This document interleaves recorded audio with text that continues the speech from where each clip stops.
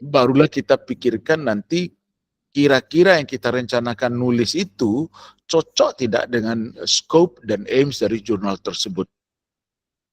Jadi yang pertama dipilih dulu adalah jurnalnya dulu, baru kita sesuaikan mau nulis apa. Atau kalau kita mungkin fleksibel, kita mau nulis apa, cocoknya jurnal mana. Kemudian setelah kita memilih jurnal yang cocok skopnya itu, yang selanjutnya kita lihat adalah kualitas jurnalnya. Oke, jadi jurnal ini kira-kira kualitas tulisan kita itu harus seperti apa gitu. Jadi barulah kita kemudian menulisnya. Jadi ini mungkin satu persatu sedikit. Ini adalah website yang bisa kita pilih untuk tempat kita publikasi. Nanti silakan cari jurnal. Mungkin nomor 1 itu yang tertinggi, Web of Science.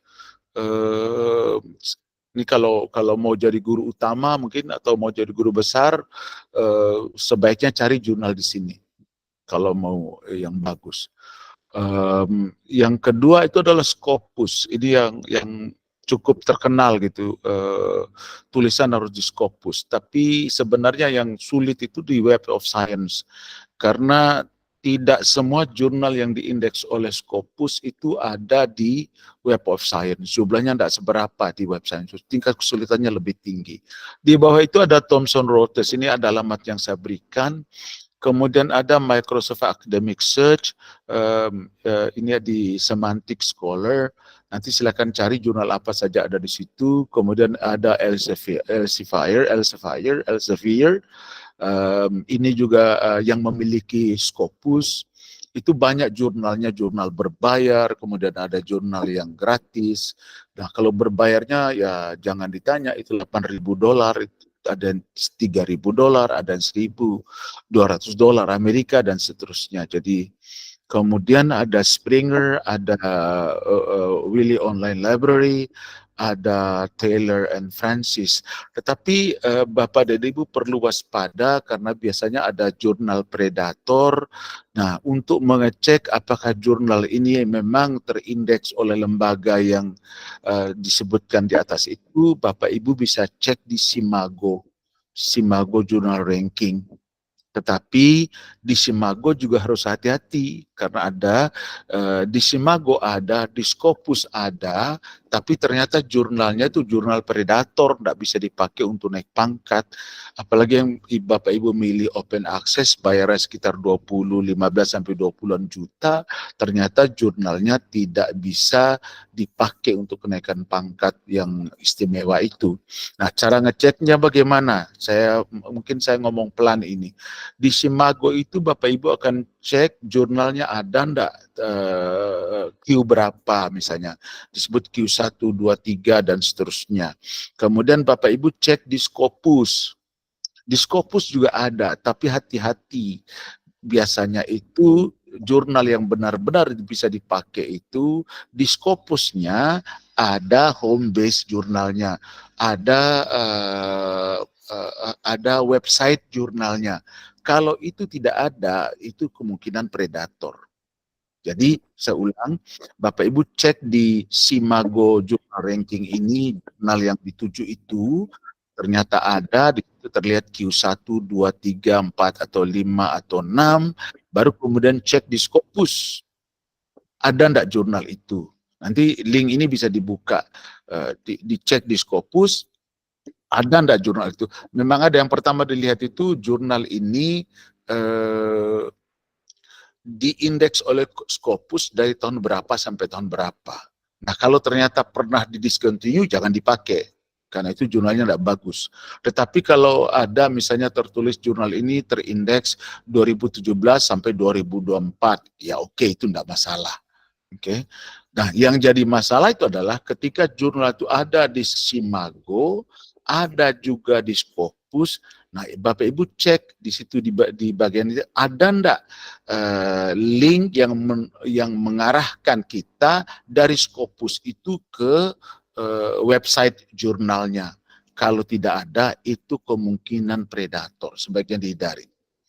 Oke, jadi nah untuk melihat jurnal nasional Sinta ini silakan dicek di sini. Jadi banyaklah jurnal yang bisa dipilih. So, mungkin nanti akan saya tunjukkan.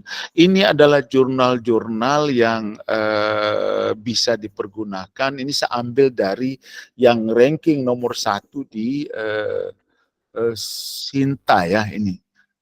Sinta 1. Studies in English Language and Education ini Sinta 1. Dan ini juga terindeks oleh Scopus dan ada green tick-nya, berarti ini jurnal ini bagus. Kemudian ada Indonesian Journal of English Teaching and Applied Linguistics, ini Sinta 2 tapi tidak Scopus, ini green tick, berarti bagus juga. Ini ada Sinta 3 English Franca. Oke, Sinta 3 juga oleh Garuda.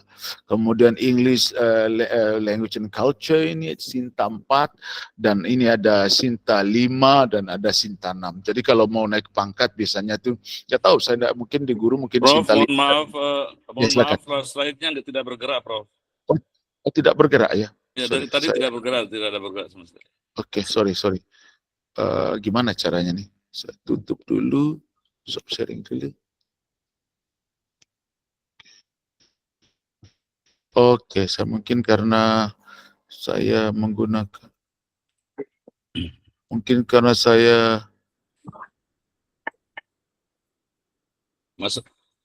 Masalahnya Google Meet-nya yang murahan tuh. Oh gitu ya. Sebentar. Oh itu premium itu, Prof. Oh premium. Oh maaf. Oke. Baik. Rupanya enggak. Oke, saya mungkin pakai slideshow ya. Ini udah pindah, Bro. Coba lagi. Ya. Mungkin Prof harus buka lagi satu yang jadi akan ketutup layar ini, hanya presentasi aja. Oke. Makanya saya tawarkan saya yang bantu. Oh, ya mungkin silakan. Oke, ya sebentar. Oke, biar. Memang laptop yang jadi masalah ini. Laptop ini dia begini misalnya. Sebentar, saya ambil ulang dari. Saya dulu ya, saya stop sharing dulu ya. Stop sharing, ya. Oke. Prof Kamal tadi.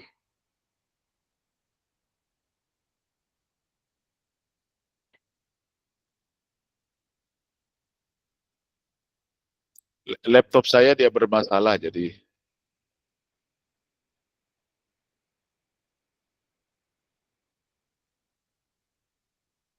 Mana dia tadi? Oh iya ini. Bisa? Sebentar, Prof. Materi webinar. Save. Iya. Sebentar, saya buka dulu sebentar. Harus dibuka dulu baru bisa di-share. Ini moderator sudah sampai slide 12, nggak ngomong-ngomong dari tadi. Sudah ngomong tadi Pak Dokter. Ini moderatornya. Pak Dokter aja yang telah masuk. Iya. Bisa Pak? Pak. Ya, insya Allah bisa. Materi webinar. Oke. Oh, nah, sudah ya. Ya, sudah slide keberapa dari tadi itu, Prof? Baru slide 1, nanti slide berapa tadi ya? Yang 12 nggak salah. Slide berapa? Slide berapa ini? Yang ada jurnal-jurnal itu. Focus and scope. Coba di stop. Saya 12 kalau nggak salah tadi. 12 kalau nggak salah tadi. Oke. Ya. Nah ini dia. Ini tadi. Oke. Yang slide sebelumnya dulu Pak Panas. Slide sebelumnya. Slide sebelumnya. Sebelumnya. 11. Oke. Yang ini ketika Bapak dan Ibu menemukan satu jurnal yang diincar gitu, yang pertama dilihat itu adalah fokus dan skopnya. kira-kira tulisan kita itu cocoknya di mana, kita cek. Ini saya ambil yang dari punyanya UNRAM. Di UNRAM ini ada Journal of Classroom Action Research, dan saya pikir Bapak dan Ibu sangat doyan dengan penelitian yang Classroom Action Research ini. Dan ini Sinta 4 ini. Sinta 4 ini cukup bagus, ada di UNRAM. Jadi bisa dilihat nanti fokus dan skopnya ini kira-kira ada kaitan enggak dengan artikel yang mau kita tulis. Di sini ada skopnya yang bisa dilihat. Oke. Dan setelah skop ini dilihat, yang dicek selanjutnya adalah artikel-artikel apa yang pernah terbit di situ. Dan biasanya Bapak dan Ibu harus mencari artikel yang ada kaitannya dengan artikel yang mau Bapak Ibu tulis itu. Biasanya diambil 3 atau 5 artikel. Ini kalau kita menulis untuk jurnal internasional, kita harus mencari 5 artikel yang berkaitan dengan artikel kita minimal dalam waktu 5 tahun terakhir. Kenapa kita butuhkan itu? Karena itu harus dirujuk dalam tulisan kita. Nah, kalau kita nulis dulu baru nyari jurnal, ya sudah. Nih saya coba ini. Sudah saya coba, Masya Allah, dilempar sana sini artikel saya. Kenapa? Saya tulis artikel dulu, baru cari jurnalnya. Susah nyari yang relevan. Jadi kita harus cari dulu jurnal mana, kemudian di dalam jurnal itu ada enggak tulisan berkaitan tulisan kita. Cari 5. Nah, 5 penulis ini nanti akan menjadi calon reviewer bagi tulisan kita juga. Jadi kita cari dulu artikel relevan, kemudian kita harapkan nanti penulisnya itu akan menjadi reviewer bagi tulisan kita. Itu aja. Jadi kita udah punya calon artikel, udah punya calon reviewer, udah punya calon yang kita rujuk. Selanjutnya Pak Panas, slide selanjutnya.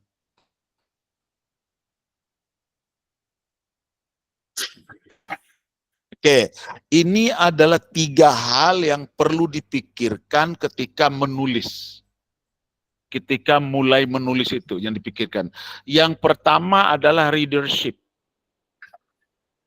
Nah, biasanya kalau Bapak Ibu nulis, saya lihat seperti PTK, itu kan ditulis ya untuk dibaca oleh teman guru sendiri, dibaca oleh atasan atau dibaca oleh teman-teman kolega di level ya Kota Mataram atau level NTB atau itu saja. Tetapi ketika kita menulis untuk jurnal internasional, yang membaca itu akan lebih banyak. Jadi kita harus berpikir menulisnya itu untuk pembaca yang lebih luas. Jadi nanti akan berpengaruh pada judul yang kita pilih. Redaksi judulnya seperti apa. Kemudian yang kedua adalah novelty, kebaruan. Nah, tidak ada yang baru di muka bumi ini, semuanya sudah ada. Tetapi tulisan kita itu minimal harus ada yang baru. Kalau tidak ada yang baru, maka kita harus berargumen, membangun argumen bahwa tulisan kita baru. Harus dicari ketemuan. Kemudian yang ketiga adalah authority. Siapa yang banyak menulis tentang penelitian serupa dengan yang kita tulis ini.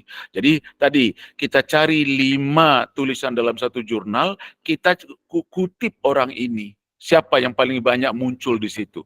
Nah, dengan memilih penulis utama atau pemikir utama dalam bidang yang kita tulis itu menunjukkan bahwa kita up to date. Kita up to date yang kita kaji. Itu tujuannya. Nah, kalau ternyata ketiganya ini, terutama readership dan novelty-nya ini tidak terpenuhi, maka yang terjadi adalah tulisan kita itu begitu kita upload untuk di-review, itu langsung dash rejection. Ditolak langsung. Dan saya udah sering ditolak langsung. Jadi dash rejection. Itu biasanya permasalahannya itu ada di judul dan ada di introduction. Itu paling dibaca oleh chief editor. Dilihat dulu judulnya apa. Kalau judulnya tidak menarik, udah langsung that's rejection. Kalau judulnya menarik, kemudian dibacalah introduction-nya, nanti akan dilihat novelty-nya. Kalau ternyata ada harapan, ada novelty di situ, kemungkinan akan dilanjut ke review. Dicarikan reviewernya. Tapi kalau ternyata tidak ada hal yang baru atau kita gagal membangun argumen bahwa penelitian kita ini baru, maka akan terjadi text rejection. Tetapi Bapak dan Ibu tidak perlu berkecil hati karena kita ini berasal dari dunia selatan, Global South namanya. Orang di luar sana itu ingin dengar pikiran-pikiran kita dari Global South itu. Karena rata-rata yang dominan menguasai jurnal itu adalah Global North. Global North, jadi negara-negara bagian utara. Dan ditambah lagi kita ini berasal dari negara yang penutur bahasa Inggrisnya adalah sebagai bahasa asing. Sementara yang banyak nulis itu adalah bahasa Inggris sebagai bahasa pertama atau sebagai bahasa kedua.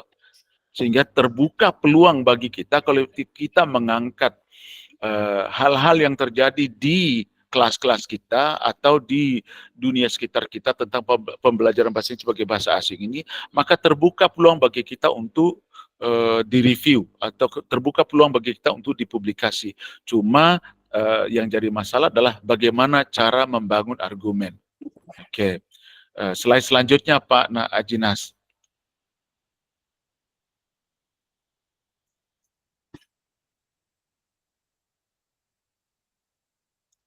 Kalau ada hal-hal yang mau kita diskusikan, ya silakan, bolehlah kita bisa ditanyakan gitu, biar terjadi komunikasi.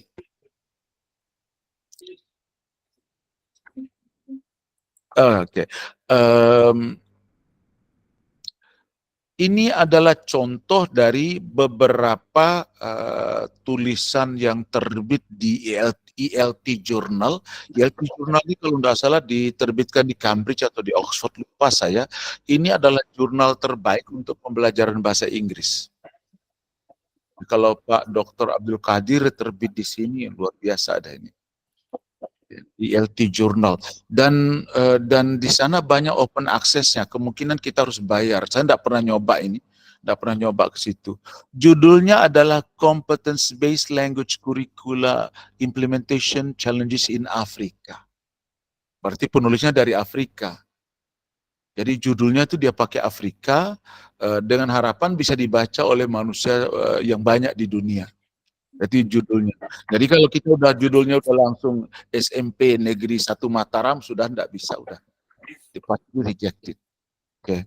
Kemudian raising awareness among the TESOL community about the professional identity tensions of women EFL teachers in Africa.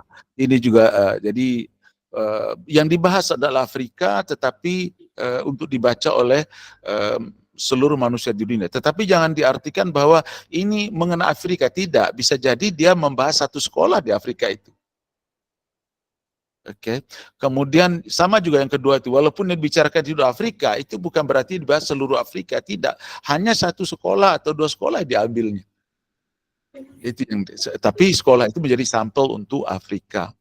Kemudian yang selanjutnya di Jurnal Nasional Indonesia, Jurnal Internasional dari Indonesia, TEFLI Journal, kalau tidak salah ini Q1 ya, tapi ya, Gender Interest and Writing Strategies for English Students at Private High Schools in Malang.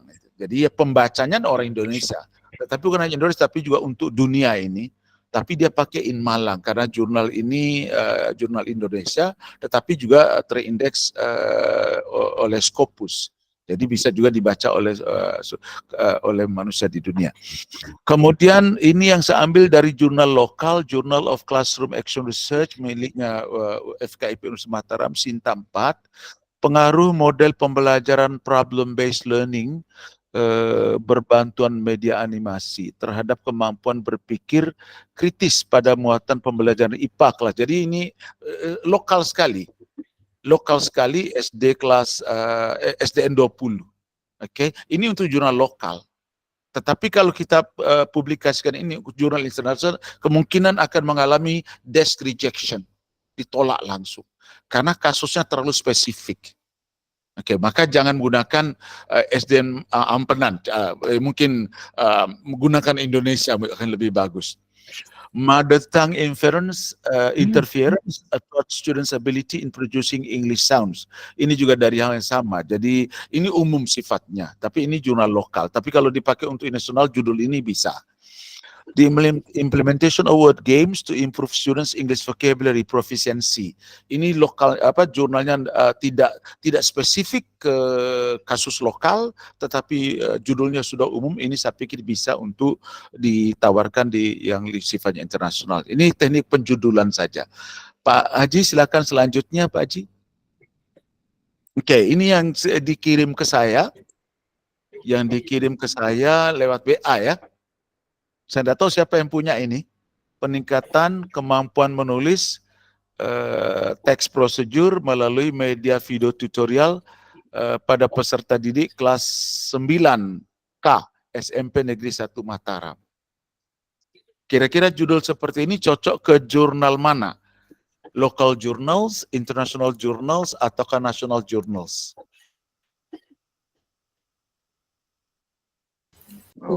Lokal. Lokal, oke. Lokal dia. Lalu bagaimana caranya agar layak diterbitkan di jurnal nasional? Teredaksi ataupun tidak itu. Ada 2 judul yang saya tawarkan. The use of video tutorials in improving writing skills. Lessons learned from Indonesia. Mau dikirim kemana ini?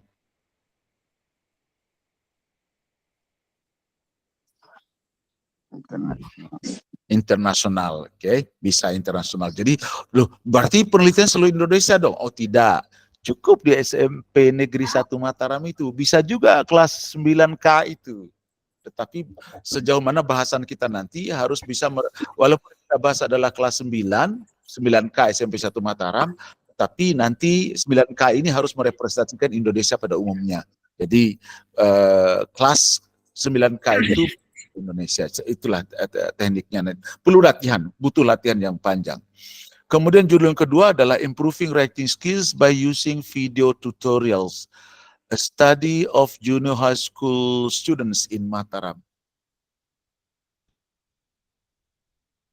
Ini saya pikir bisa untuk jurnal nasional. Ya. Kalau kita mau nasional, kemudian kita pakai judul yang sebelah kiri, itu akan kena desk rejection. Desk rejection. Karena readership-nya kurang luas. Karena judulnya itu tentang Mataram, ya paling guru-guru di Mataram yang baca. Itu dia. Kalau yang atas, yang sebelah kanan, itu bisa relevan untuk manusia di dunia karena kasus Indonesia. Kemudian kalau yang bawah itu relevan untuk nasional karena Mataram. Itu jadi ini dulu yang paling penting. Udah capek kita nulis artikel, tak tahu judulnya salah, aduh. Ibarat lihat wanita, ini yang dilihat mukanya. Kalau mukanya cantik kan ya udah yang lain. Jadi ini yang pengalaman saja Allah gitu di reject. Selanjutnya mungkin Pak Haji. Nah, yang setelah kita menemukan judulnya, mulailah kita menulis artikel, satu artikel utuh itu intinya sebenarnya hanya imrat. Ada introduction, ada section materials and methods, kemudian ada section yang namanya results and discussion. Hanya itu sebenarnya. Conclusion, kemudian abstrak, kemudian referensi dan sebagainya itu amat gampang kita buat gitu. Yang paling berat itu adalah menulis introduction, menulis materials and methods, dan menulis results and discussion. Ini yang paling berat dan butuh upaya keras gitu. Jadi ya kalau saya itu untuk menulis draft pertama itu butuh waktu 2 bulan duduknya. 2 bulan duduknya. 2 bulan itu termasuk menulis ide dan mencari ide gitu. Nah, andalan saya ada 2. Ini tidak tahu apakah Bapak Ibu sudah tahu gitu. Ada sumber bacaan gratis. Kalau kita buka jurnal itu kan mintanya bayar mahal banget. Tulisan saya sendiri untuk saya baca, saya harus bayar 33 pound sterling untuk sekali saya baca. Tapi ternyata ada namanya Sci-Hub di Google Scholar, di Google itu ada SCI Hub. Gitu. Udah ada yang menggunakan ini sebelumnya? Belum ya? Oke, nanti ada, mudah-mudahan ada saya tulis SCI spasi HUB. Itu ada. Nah, biasanya ini kalau kita mau cari artikel, begitu kita buka, mau kita baca, artikelnya ternyata minta bayar. Kita copy saja DOI-nya. DOI-nya itu kita copy, kita buka Sci-Hub, kemudian kita paste DOI-nya, nanti mudah-mudahan nanti insya Allah artikelnya ada dikasih oleh orang. Nah, kalau berupa buku atau bab dari buku, saya mencuri idenya dengan menggunakan GenLibRush, yaitu GenLibRush itu 3 kata, GenLibRush itu. Jadi ada Genesis Library dari Rusia yang mereka mencuri dokumen buku-buku yang Amerika dan Inggris itu yang mahal-mahal itu mereka upload dan kita bisa download secara gratis dari sana gitu. Jadi, nah itu andalan saya ketika menulis introduction, menulis materials and method, termasuk juga menulis results and discussions. Nah, mungkin pada malam ini saya hanya akan fokus kepada bagaimana menulis introduction. Jadi biar kita diskusi, mungkin nanti kita lanjut ke slide selanjutnya Pak Haji. Nah, bagaimana cara menulis introduction? Nah, ini bagian yang sangat menentukan. Kalau judul kita sudah menarik, yang dibaca mungkin abstrak. Ada teknik sendiri bagaimana membuat abstrak agar menarik. Kemudian selanjutnya dibaca adalah introduction section. Kalau ternyata introduction cukup promising, barulah nanti chief editor akan meneruskan tulisan kita itu ke reviewer. Reviewer biasanya ada 2 atau 3 orang. Oke, nah kalau jurnal kita itu direview itu udah tanda bagus gitu. Tetapi yang paling sering adalah di reject, di desk rejection. Itu yang sering jadi masalah. Oke, selanjutnya di slide selanjutnya Pak Haji.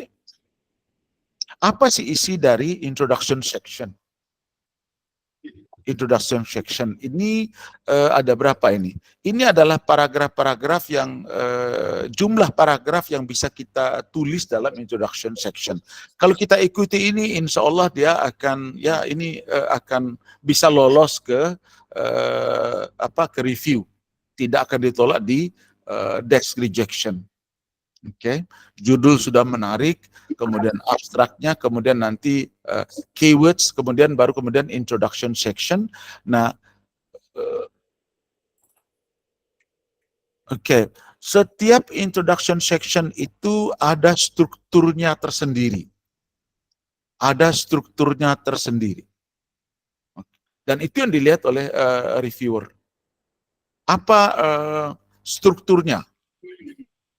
Paragraf pertama itu berisi general introduction dari artikel. Oke, jadi yang pertama adalah general introduction. Ini tidak saya temukan di jurnal nasional, tidak saya temukan di jurnal lokal, tidak saya temukan di jurnal nasional yang Q2. Tidak saya temukan di jurnal internasional yang Q3 atau 4 ataupun 5, apalagi 6. Saya juga tidak menemukan ini di jurnal internasional Q1 yang levelnya, impact factornya agak rendah. Biasanya kalau Bapak Ibu menulis untuk Francis Taylor atau Routledge atau De Gruyter, mereka meminta ini ada. di paragraf pertama dari introduction itu, Bapak Ibu mulai dengan satu paragraf yang isinya bercerita tentang tujuan penelitian atau tujuan dari artikel. Bisa mulai dengan the article aims at apa gitu. Itu jadi satu kalimat saja tentang tujuan dari artikel ini, mau kemana dia. Kemudian kalimat keduanya adalah tentang teori apa yang digunakan, konsep apa yang digunakan untuk dalam artikel ini. Cukup satu kalimat saja. Kemudian ketiga adalah datanya dikumpul dengan cara bagaimana dan dianalisis secara bagaimana. Ini bedakan dengan yang materials and method. Ini hanya sekedar umum saja. Seperti abstrak, tetapi tidak sama persis seperti abstrak. Kalau abstrak lebih detail. Sementara kalau di general introduction ini sifatnya lebih umum. Baru kemudian setelah data collection, kemudian data analisisnya seperti apa secara umum saja, barulah nanti Bapak dan Ibu mengatakan di kalimat terakhir dari paragraf itu adalah kira-kira hasil yang dijanjikan dalam tulisan ini. Itu satu paragraf pertama. Barulah di bawahnya Bapak Ibu mulai dengan background of the research paper. Apa latar belakangnya? 1, 2, 3, atau 4 paragraf, mungkin tergantung space. Biasanya jurnal internasional itu dibatasi jumlah katanya, paling banter 8.000 kata, dan itu termasuk referensi. Tidak banyak. Silakan Pak Gun. Yeah. Izin Prof. Oke, silakan. Ya, Assalamualaikum warahmatullahi wabarakatuh. Waalaikumsalam warahmatullahi wabarakatuh. Maaf, izin off kamera takutnya agak terganggu nanti sinyal. Oke. Saya izin menyampaikan kita sudah sampai ke dalam slide tentang introduction section lihat ini. Tapi sekilas seperti apa yang saya tangkap dari penyampaian awal Prof tadi sebelumnya, bahwa karena kami ini adalah dari pendidik PTK, pendidik dan TPK, kemungkinan kami akan membutuhkan penulisan ini untuk diajukan sebagai syarat kenaikan pangkat. Untuk sekarang mungkin Prof sudah agak berbeda karena aturannya sekarang itu tidak harus dengan adanya PTK, Prof. Begitu adalah aturan sebelumnya. Mungkin untuk sebelumnya masih bisa itu. Tapi terlepas dari itu, ini adalah bagian dari bagaimana kita berupaya untuk meningkatkan kompetensi dan kemampuan kita dalam penulisan. Jadi itu sedikit masukan. Kemudian yang berikutnya, yang berhubungan dengan apa-apa yang menjadi penyampaian barusan ini, kan sekarang ini sudah zamannya AI itu Pak Kamal. Nah, bagaimana seandainya kita memakai itu, kita mungkin dari semua yang disampaikan tadi, kesulitan yang paling utama adalah bagaimana kita mengambil poin untuk menjadi judul. Jadi untuk apa yang akan kita elaborasi itu.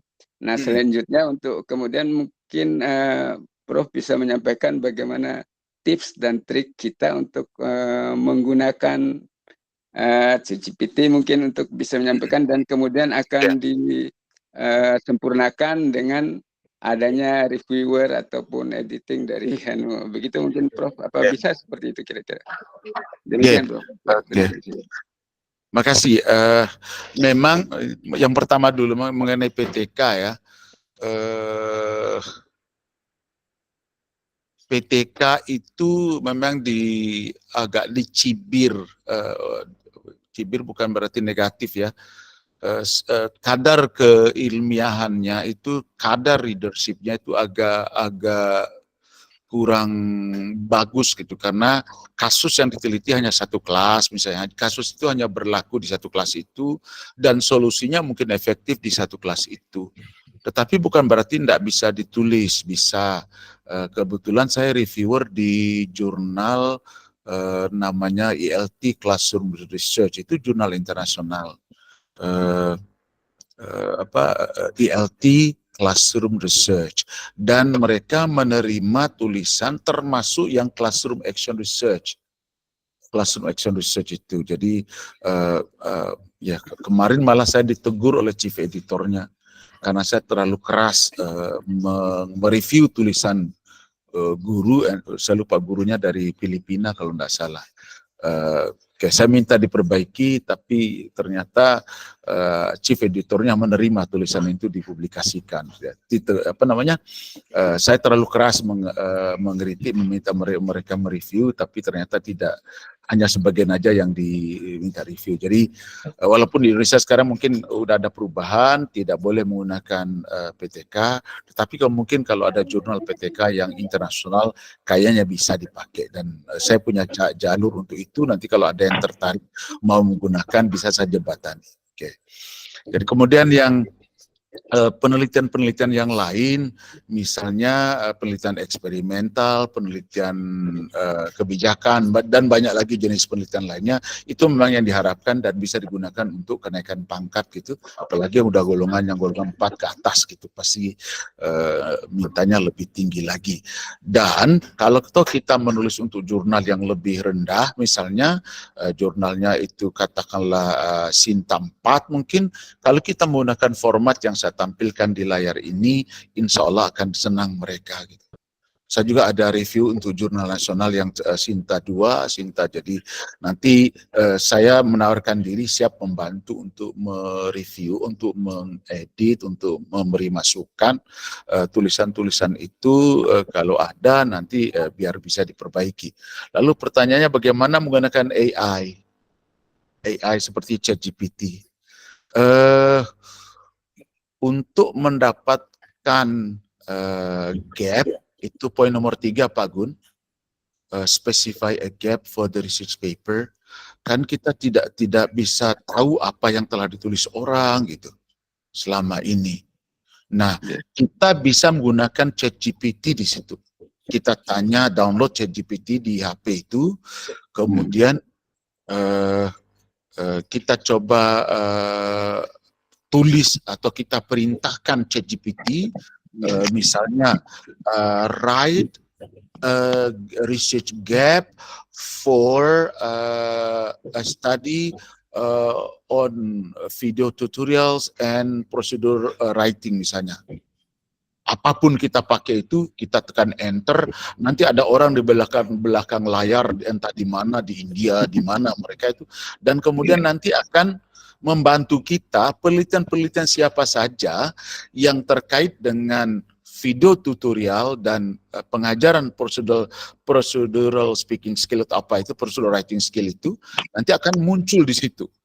Tetapi jangan dipercaya langsung apa yang dikatakan oleh ChatGPT itu. Dan kita gunakan itu jadi inspirasi. Jadi saran saya pertama adalah jangan gunakan yang ditulis oleh ChatGPT itu ke dalam paper kita, karena nanti akan teridentifikasi sebagai plagiarisme. Kalau kita menggunakan ChatGPT, maka ChatGPT akan masuk sebagai salah satu penulis kita, Pak Gun. Kan rasanya enggak bagus kan gitu. Tapi saya juga ya itu oke, ChatGPT boleh dipakai, tapi jangan diambil kata-katanya. Idenya bagus. Tetapi hati-hati juga dengan ide. Saya pernah menguji ChatGPT ini, jujur enggak dia atau hanya ngakali. Saya menulis begini, tell me about the kingdom of Lombok, segitu kan. Wih, dengan lancarnya dia cerita bahwa ada Raja Lombok 1985 dan berkuasa sampai sekarang gitu. Padahal enggak ada kerajaan Lombok itu sekarang. Kemudian saya minta dia, tell me about the history of Bima Kingdom, segitu kan. Kemudian ditulisnya, wih, itu seorang lancar sekali. Tapi itu nggak bisa dipakai. Tetapi terakhir ini saya punya satu artikel, saya kirim ke jurnal jurnal cukup terkenal gitu. Saya coba bantah satu teori yang sudah bertahan lama, tapi ternyata reviewernya bilang begini, ini bukan hal baru, bukan bantahan baru. Sudah ada bantahan seperti ini sebelumnya. Coba dicari pendekatan namanya post-colonial pragmatics. Ada post-colonial pragmatics. Kemudian saya tanya ChatGPT, write key concepts on colonial pragmatic, post-colonial pragmatics. Dijawabnya semua. Luar biasa. Tapi saya pakai itu, kemudian saya pergi ke Google, misalnya dia sebut, bisa kata salah satunya adalah Stephen C. Levinson, dia bilang Penelope Brown. Kemudian orang-orang itu saya cari tulisannya di Google atau di Google Scholar. Ternyata apa yang dikatakan oleh ChatGPT belum tentu benar, tetapi minimal dia menuntun kita gitu Pak Gun. Yang pakai untuk menginspirasi dan itu mempercepat tulisan kita gitu. Nah, itu nanti jadi membantu kita menulis background ini. Apa yang melatar belakangi kita sehingga kita menulis ini. Kemudian yang ketiga adalah specify gap. Apa yang telah ditulis orang dan apa yang belum. Gitu. Nah, bagaimana cara yang sudah ditulis orang? Bagaimana cara mengatakan menemukan belum? Sudah saya katakan tadi, tidak ada yang betul-betul baru di bawah kolong langit ini. Maka kita harus berargumen bahwa sudah ada penelitian orang yang begini, tetapi belum ada yang meneliti tentang ini.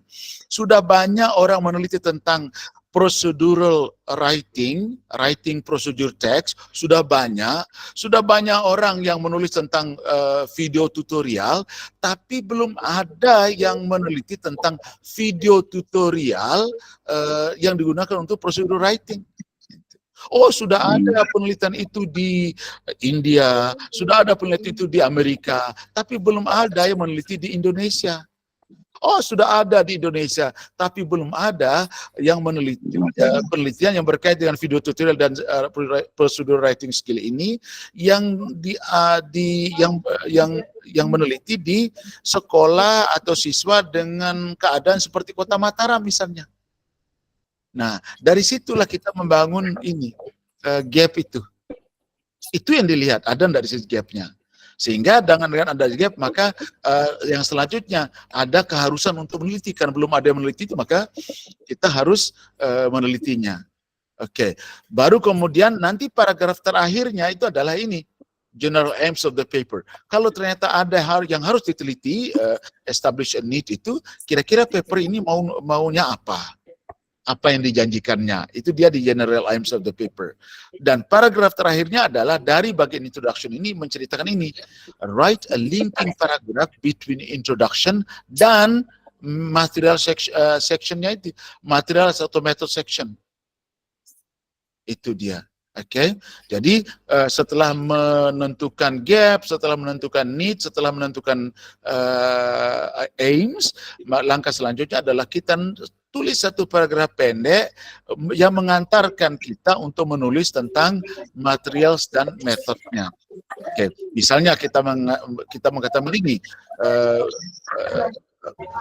following from the general aims of the paper, it is now time for me to establish the materials and methods, it is now time to elaborate the methods and the materials required for the study.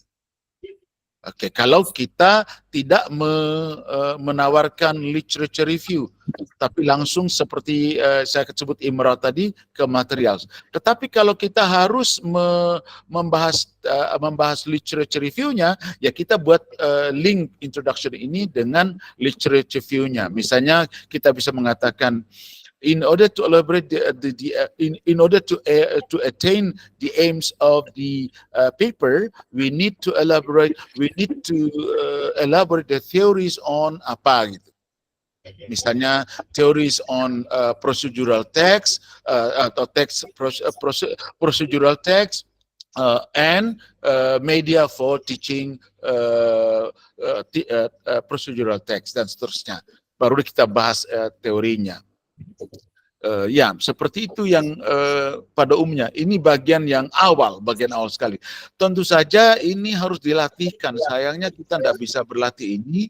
Jadi kalau Bapak dan Ibu mau menulis, nanti kita fokuskan ke judul, fokuskan ke bagian introduction section ini, baru kemudian kita lanjut ke literature review section, atau kemudian materi dasar. Jadi ini butuh waktu yang agak panjang.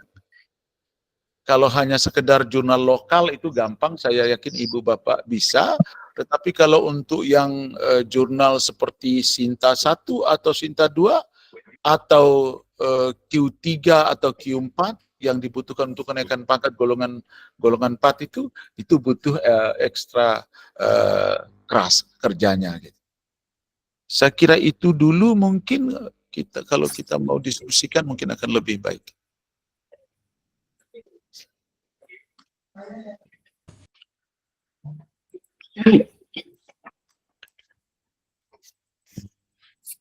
Oke. Stop sharing, Prof. Izin,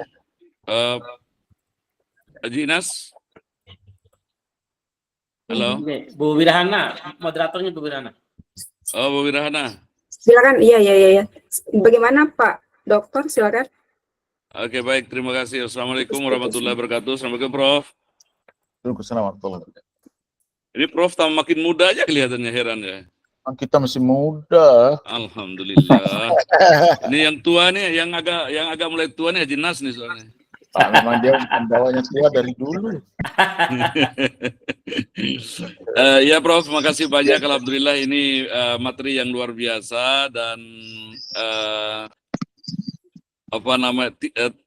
tidak ada yang tidak bermanfaat kalau kita mengikutinya secara serius. Gitu ya. Jadi kalau bagi kita, bagi guru itu, ketika kita mampu menulis, artinya kita sudah mencapai pada titik yang lumayan tinggi di dalam dalam usaha kita untuk mengembangkan literasi kita sebenarnya. Sebab kalau kita ingin menulis, mesti kita akan membaca dulu dan mencari model-model yang sesuai dengan apa yang ingin kita tulis.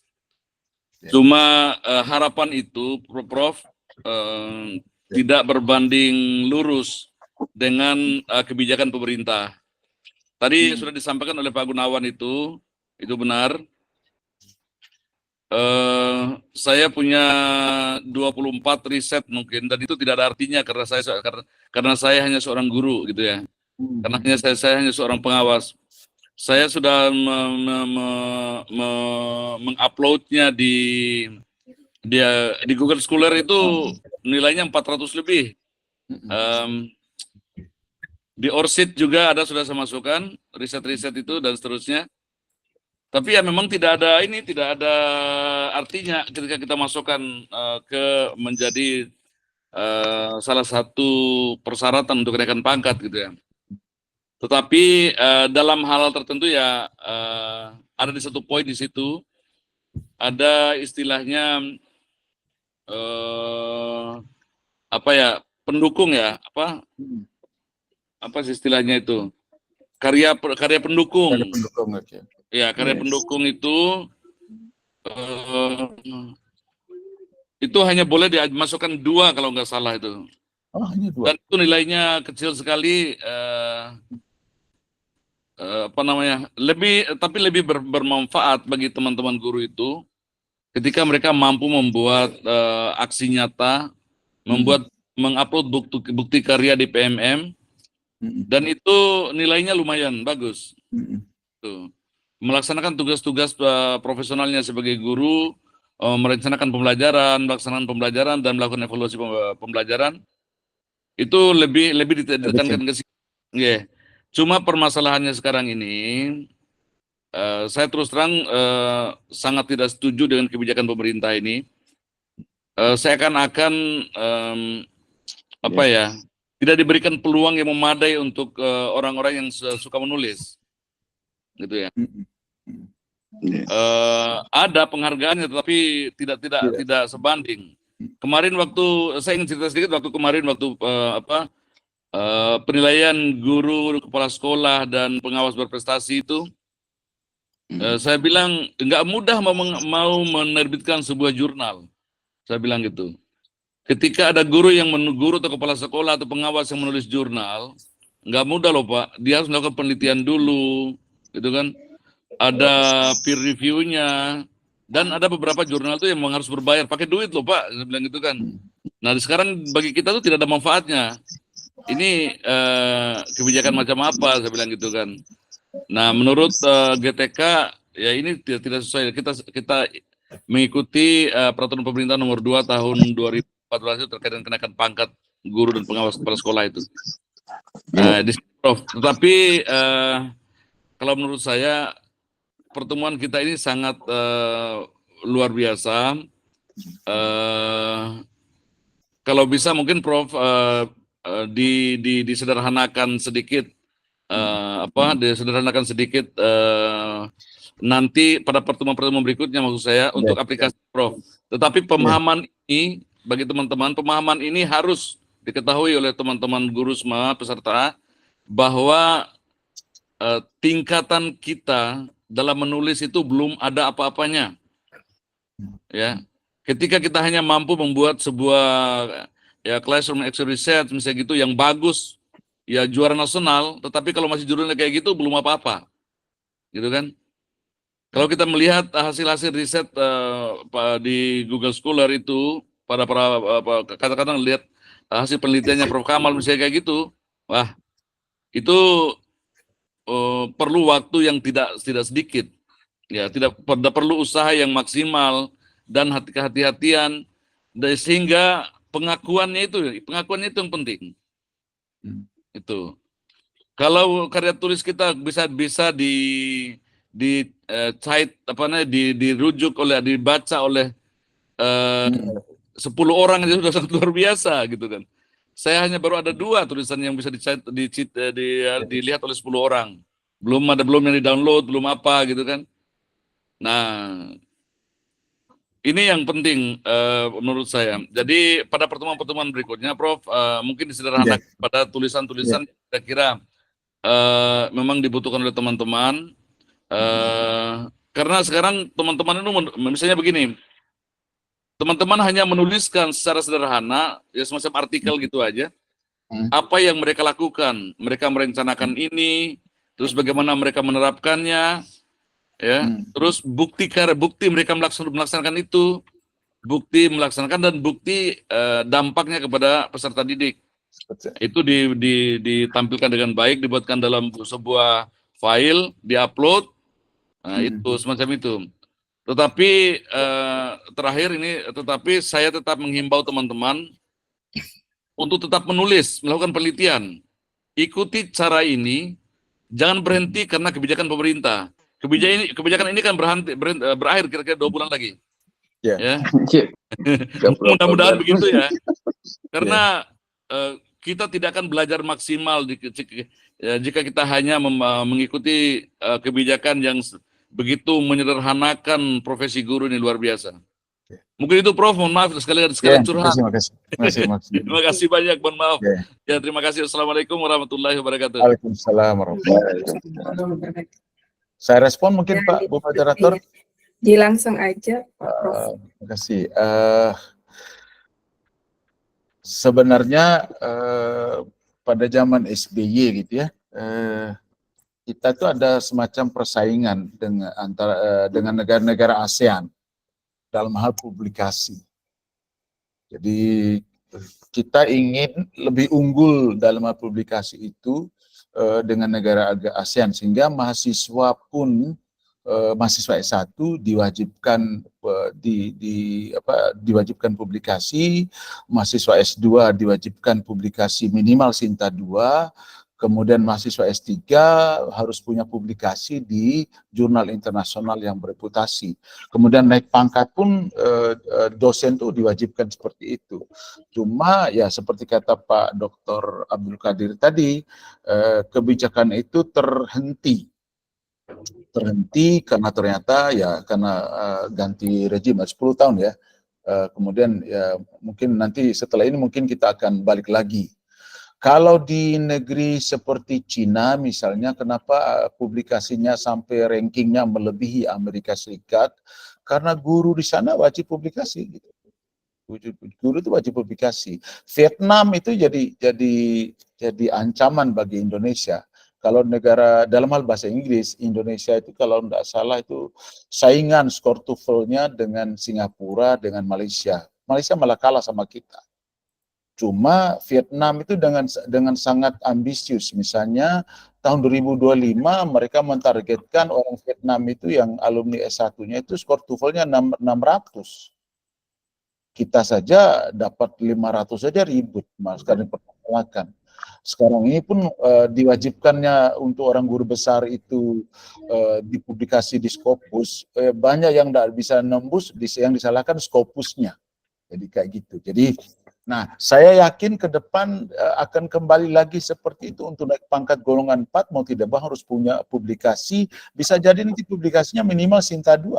Sinta 2 ada 1-2 gitu. Itu dia. Jadi, nah, tadi ketika kerjanya ini Pak Abdul Qadir itu membaca dulu, baru nulis. Saya coba itu, saya baca, lupa yang saya baca. Padahal saya catat, lupa tadi apa saya catat itu. Maka saya pakainya adalah menulis sambil membaca.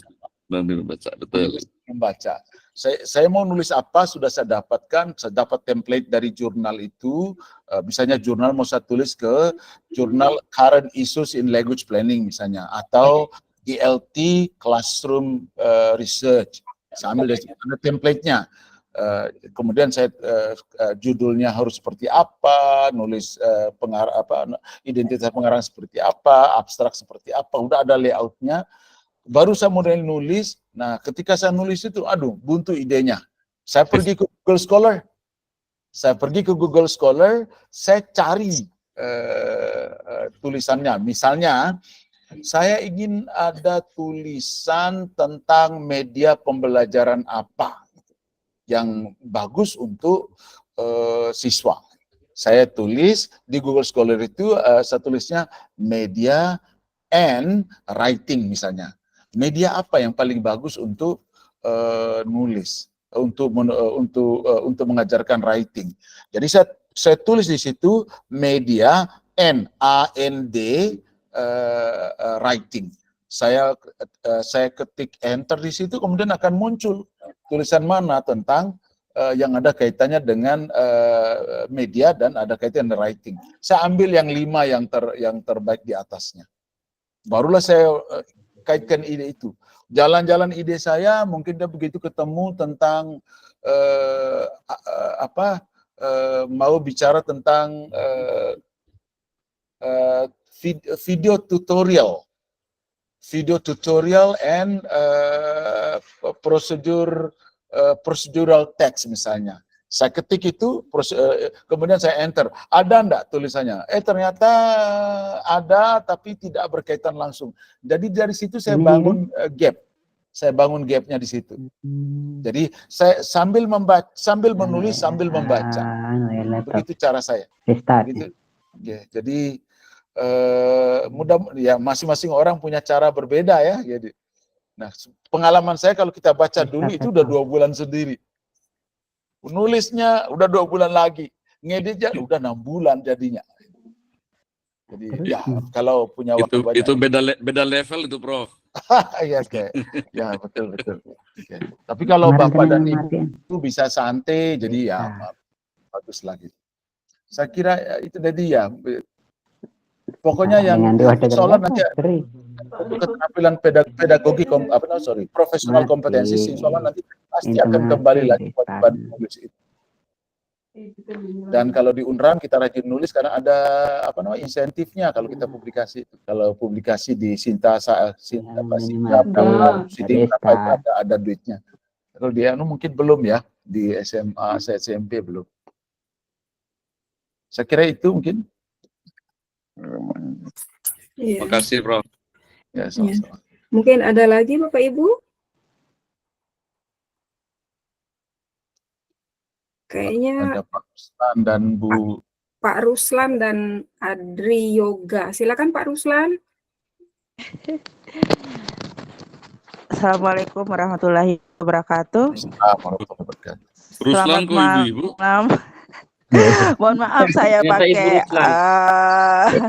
saya pakai apa Nomor ini emailnya suami ini. Oh, Iya. Perkenalkan nama saya Ibu Biar- Susi, saya dari biar SMP ditahu 1. sudah punya suami gitu. Mohon maaf Pak Dokter. Ya, terima kasih. Itu judul yang saya sampaikan di grup WA Pak Prof sudah sudah diubah ke ini dalam bahasa Inggris. Saya hanya mau bertanya Pak Prof untuk silakan. kelanjutan dari judul yang disampaikan Pak Profesor itu. Apakah saya lanjutkan Indonesia? Dia itu sudah ada proposalnya. Ada proposalnya itu Pak Prof. Belum menjadi PTK, masih proposal, sudah jadi. Cuman saya ingin kira-kira bagus enggak judul itu gitu loh. Satu, yang kedua, pertanyaan kedua, apa kriteria untuk ke jurnal nasional itu? Tadi Pak Profesor tidak jelaskan gitu. Terima kasih Pak Prof, itu saja yang ingin saya sampaikan. Assalamualaikum warahmatullahi wabarakatuh.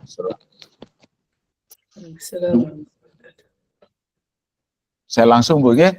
Ya. Oke. Silakan Pak Ya. Prof. Oke, judulnya bagus Ibu. Kalau untuk diterbitkan di lokal, di jurnal UNRAM atau jurnal UIN atau jurnal ya macam level NTB gitu. Dengan judul seperti itu bisa dan akan dibaca oleh orang. Tetapi kalau Ibu mentargetkan di jurnal nasional yang Indonesia, kan walaupun tadi saya katakan seperti Journal of Classroom Research itu juga jurnal nasional, tetapi pembacanya terbatas di level NTB dia. Tetapi kalau kita mau itu sih tepat Ibu, sih bagus juga itu walaupun level NTB. Tetapi kalau kita mau jurnal yang lebih tinggi, misalnya Sinta 3 atau Sinta 2, dan pembacanya se-Indonesia, mungkin SMP 1-nya itu Hilangkan. Tidak dimasukkan di judul. Oh, tapi sebut saja SMP di Kota Mataram. Walaupun nanti penelitiannya ya SMP 1 itu kita ramunya. Iya. Tetapi kalau kita mau kirim ke ILT Jurnal misalnya di Oxford sana, maka Ibu jangan angkat Mataram, tapi angkatlah Indonesia gitu. Oh, nah, ketika mulai menulis itu juga berpengaruh pada isi, pada isinya. Kalau untuk jurnal internasional berarti nanti sedapat mungkin diharapkan itu merujuk pada penelitian-penelitian orang atau teori-teori yang sifatnya internasional. Kalau kita targetnya jurnal internasional. Tapi kalau targetnya jurnal nasional seperti Teflin atau yang lebih rendah dari itu, sedapat mungkin kita merujuk pada tulisan-tulisan orang yang di Indonesia lah, nasional. Yeah. Tapi kalau jurnal lokal ya bolehlah kita rujuk ya penelitian kita yang lokal. Itu teknik yang membangun. Iya, Pak Prof, belum pernah sih saya publikasikan tulisan tersebut, masih di saya, masih sudah lengkap dengan proposalnya, belum pernah. Itu belum, saya untuk kalangan saya sendiri dulu gitu, makanya saya terima kasih Pak Prof. Informasinya. Kalau Ibu mungkin kalau Ibu mau coba di Journal of Classroom Research punyanya UNRAM itu bagus Ibu. Bisa pakai bahasa Indonesia. Itu Sinta 4 itu cukup bagus itu. Bisa dipakai untuk naik pangkat. Iya, terima kasih Pak. Yes. Iya, baik. Lanjut Pak Adri Yoga. Silakan Pak Adri. Baik, selamat malam Prof. Malam. Perkenalkan, sama saya Yoga. Saya dari guru bahasa Inggris di SMP Dwi Jendra Mataram. Jendra, tetangga saya itu. Iya, kemarin juga saya kasih tahu ada sahabat saya barangan S2 ini Pak Cukup Wibowo. Mungkin Oke. Pak Prof kenal. Ya, oke. Teman. Saya bilang saya mau ada seminar sama Pak Prof. Oh, salamin Pak Cukup. Salam. Ya, jadi saya langsung aja Prof mau bertanya ini mengenai publikasi jurnal ya. Bagaimana sih kita bisa membedakan, kan baru-baru ini ada berapa bulan yang lalu ada isu-isu yang cukup menarik yaitu jurnal predator itu Prof. Nah, jurnal predator, bagaimana kita membedakan mana sih yang jurnal predator, mana yang bukan, nanti takutnya kita asal publis tahunya ini jurnal predator begitu. Mungkin itu aja Prof dari saya mau bertanya masalah itu. Terima kasih Prof. Saya langsung Bung Yen. Di tulisan yang ada tulisan yang mengatakan bahwa orang Indonesia itu paling banyak publikasi di jurnal Predator. Itu kalau tidak salah nomor 2 di dunia. Tetapi penulisnya itu keliru. Penulis artikel itu, sehingga oleh Scopus ditarik tulisannya itu, tidak pernah beredar termasuk di WA grup guru besar Unrap gitu, mempermasalahkan itu. Nah, kelirunya dia adalah bahwa jurnal Predator itu adalah jurnal yang open access. Itu keliru, bukan begitu. Sebab jurnal yang Elsevier ataupun Francis Taylor dan sebagainya itu menawarkan mau close access ataukah mau open access. Jadi kalau open access berarti kita bayar publication fee, APC namanya, article publication charge atau article handling charge. Jadi karena kita sudah bayar artikel kita itu, sehingga jurnal itu tidak boleh lagi menarik bayaran dari pembaca, sehingga jurnalnya jadi open access. Nah, itu bukan jurnal predator. Bagaimana cara kita melacak jurnal itu predator atau tidak? Nah, mungkin kita mulai dari Simago dulu Pak, tadi Simago Journal Ranking. Ketik di Google itu Simago JR. Nanti kita cari jurnal itu ada enggak di situ. Biasanya kalau orang ngirim publikasi di sini, misalnya ada jurnalnya, kita copy nama jurnal itu, kita bawa ke Simago, ada enggak? Biasanya tidak ada. Nah, kadang-kadang kita bawa jurnal itu ke Simago, ternyata jurnalnya ada. Berarti jurnal itu tidak predator kan? Belum tentu.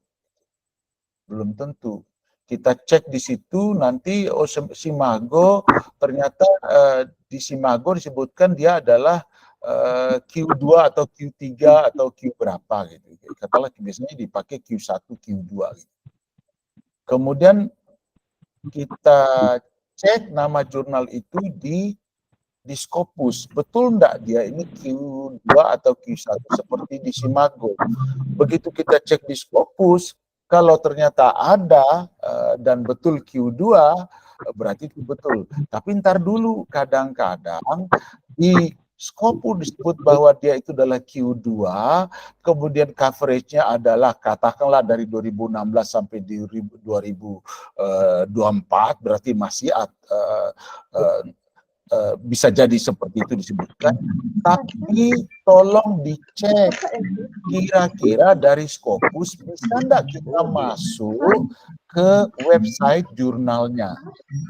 Kalau tidak ada tempat kita masuk, walaupun di Scopus disebut itu jurnalnya, jurnal terindeks oleh Scopus, tapi link website tidak ada, kemungkinan itu jurnalnya predator.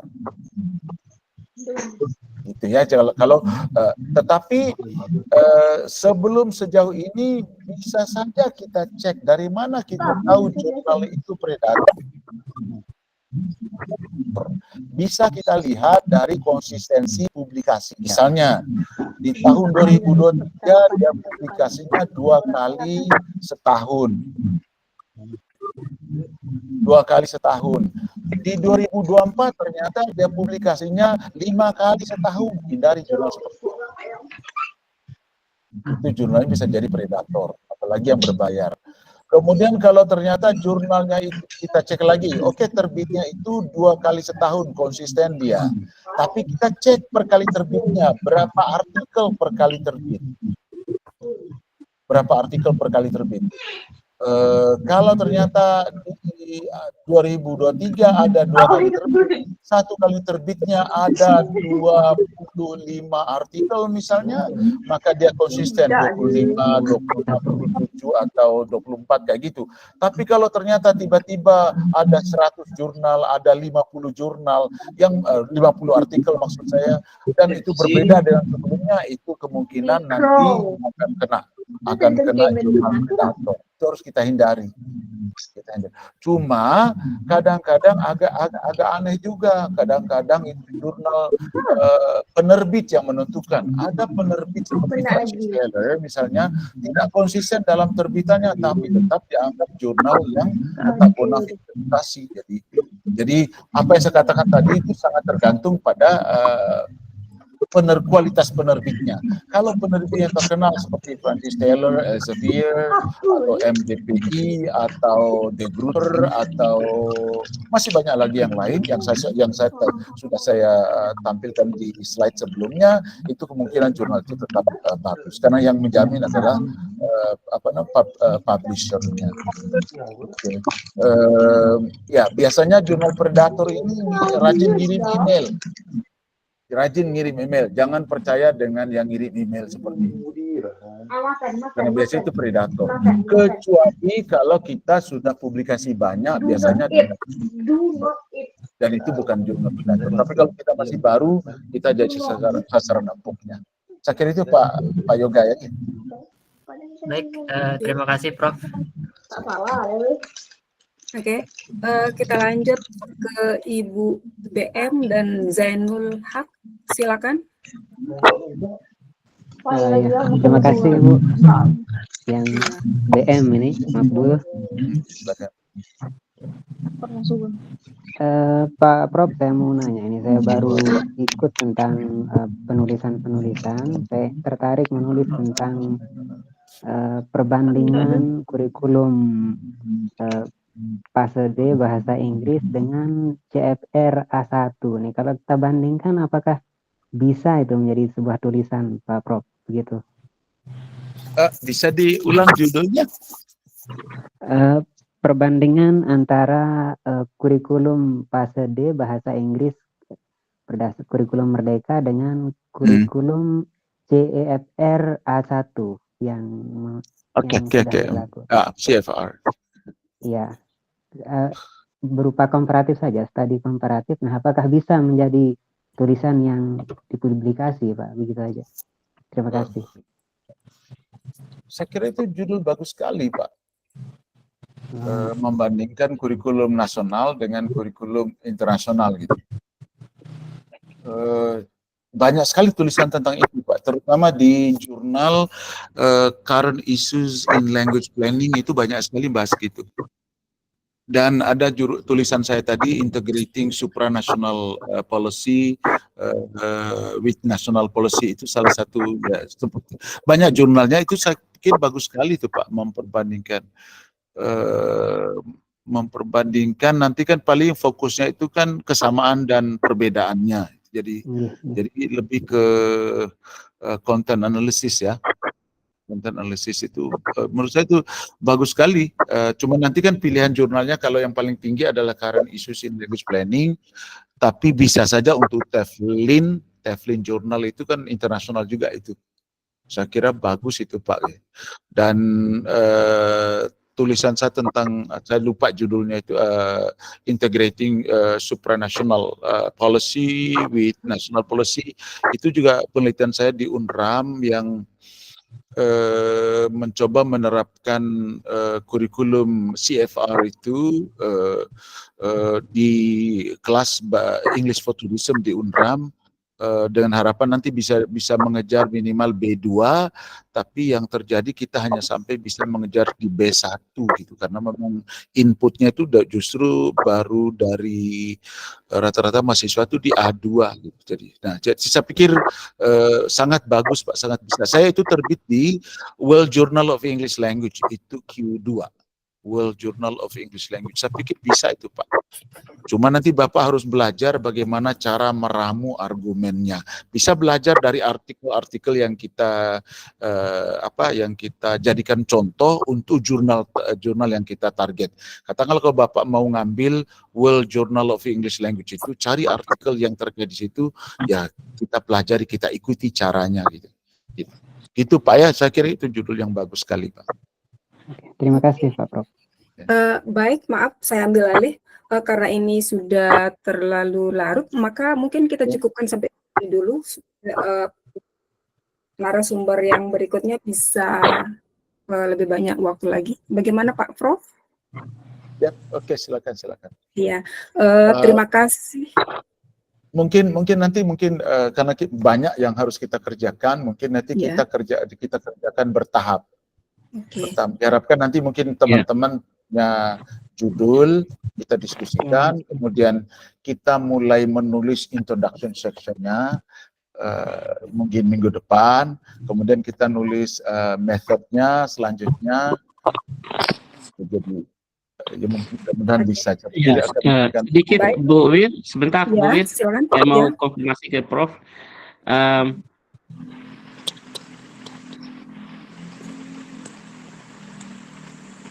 Ya, jadi kita kan punya kegiatan sekali sebulan ini Prof. Bagaimana kalau Prof bisa hadir mungkin entah ya terserah Prof sih. Insya Allah lagi 1 bulan lagi kami akan mengadakan webinar lagi. Ya, jadi ini berseri jadinya Bapak Ibu. Kalau mungkin ada yang tidak sempat ditampung pertanyaannya hari ini, Insya Allah bulan depan lagi kita akan adakan. Ya, terima kasih. Oke, baik, terima kasih banyak atas paparannya Pak Prof yang tadinya yang seharusnya 9 mungkin yang harus kita diskusikan, tapi karena waktunya tidak cukup, maka tadi kita hanya bisa membahas 1 sampai introduction saja, yang mana sedikit saya ambil kesimpulan dari apa yang disampaikan oleh Pak Profesor, bahwa ini pendapatnya Pak Profesor, ketika kita mulai membuat menulis jurnal, maka akan lebih baik kita mulai dengan jangan kita mulai dengan judul, tetapi kita harus cari paper yang sesuai dengan apa yang kita pikirkan atau apa yang akan menjadi ide kita. Kemudian paling tidak kita harus mencari 5 supaya kita dapat mendapatkan reviewer. Yang berikutnya adalah kita harus ciri-ciri jurnal yang bagus itu adalah salah satu yang saya ambil di sini adalah kebaruan, bahwa tidak ada sesuatu yang tidak baru sebenarnya, tetapi kepintaran kita bagaimana meramu argumen kita. Kemudian judulnya harus lebih menarik dan mengglobal supaya orang tertarik membacanya dan tidak ditolak oleh editornya. Beberapa himbauan dari tadi Pak Profesor, Pak Doktor, bahwa mungkin nanti ke depannya akan lebih disederhanakan sesuai dengan kebutuhan kami, Pak Prof. Yang lebih sederhana, atau juga ini kadang-kadang mungkin ke depannya mungkin supaya kita berharap adanya feedback dari pemerintah terhadap apa yang akan kita lakukan. Mungkin itu saja. Terima kasih banyak atas paparannya Pak Prof.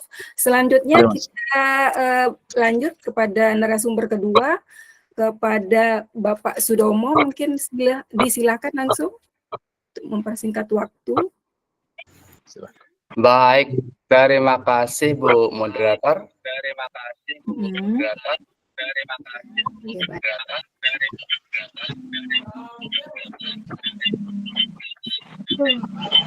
Keresek ya. Mohon yang masih on, tolong di off-kan audionya.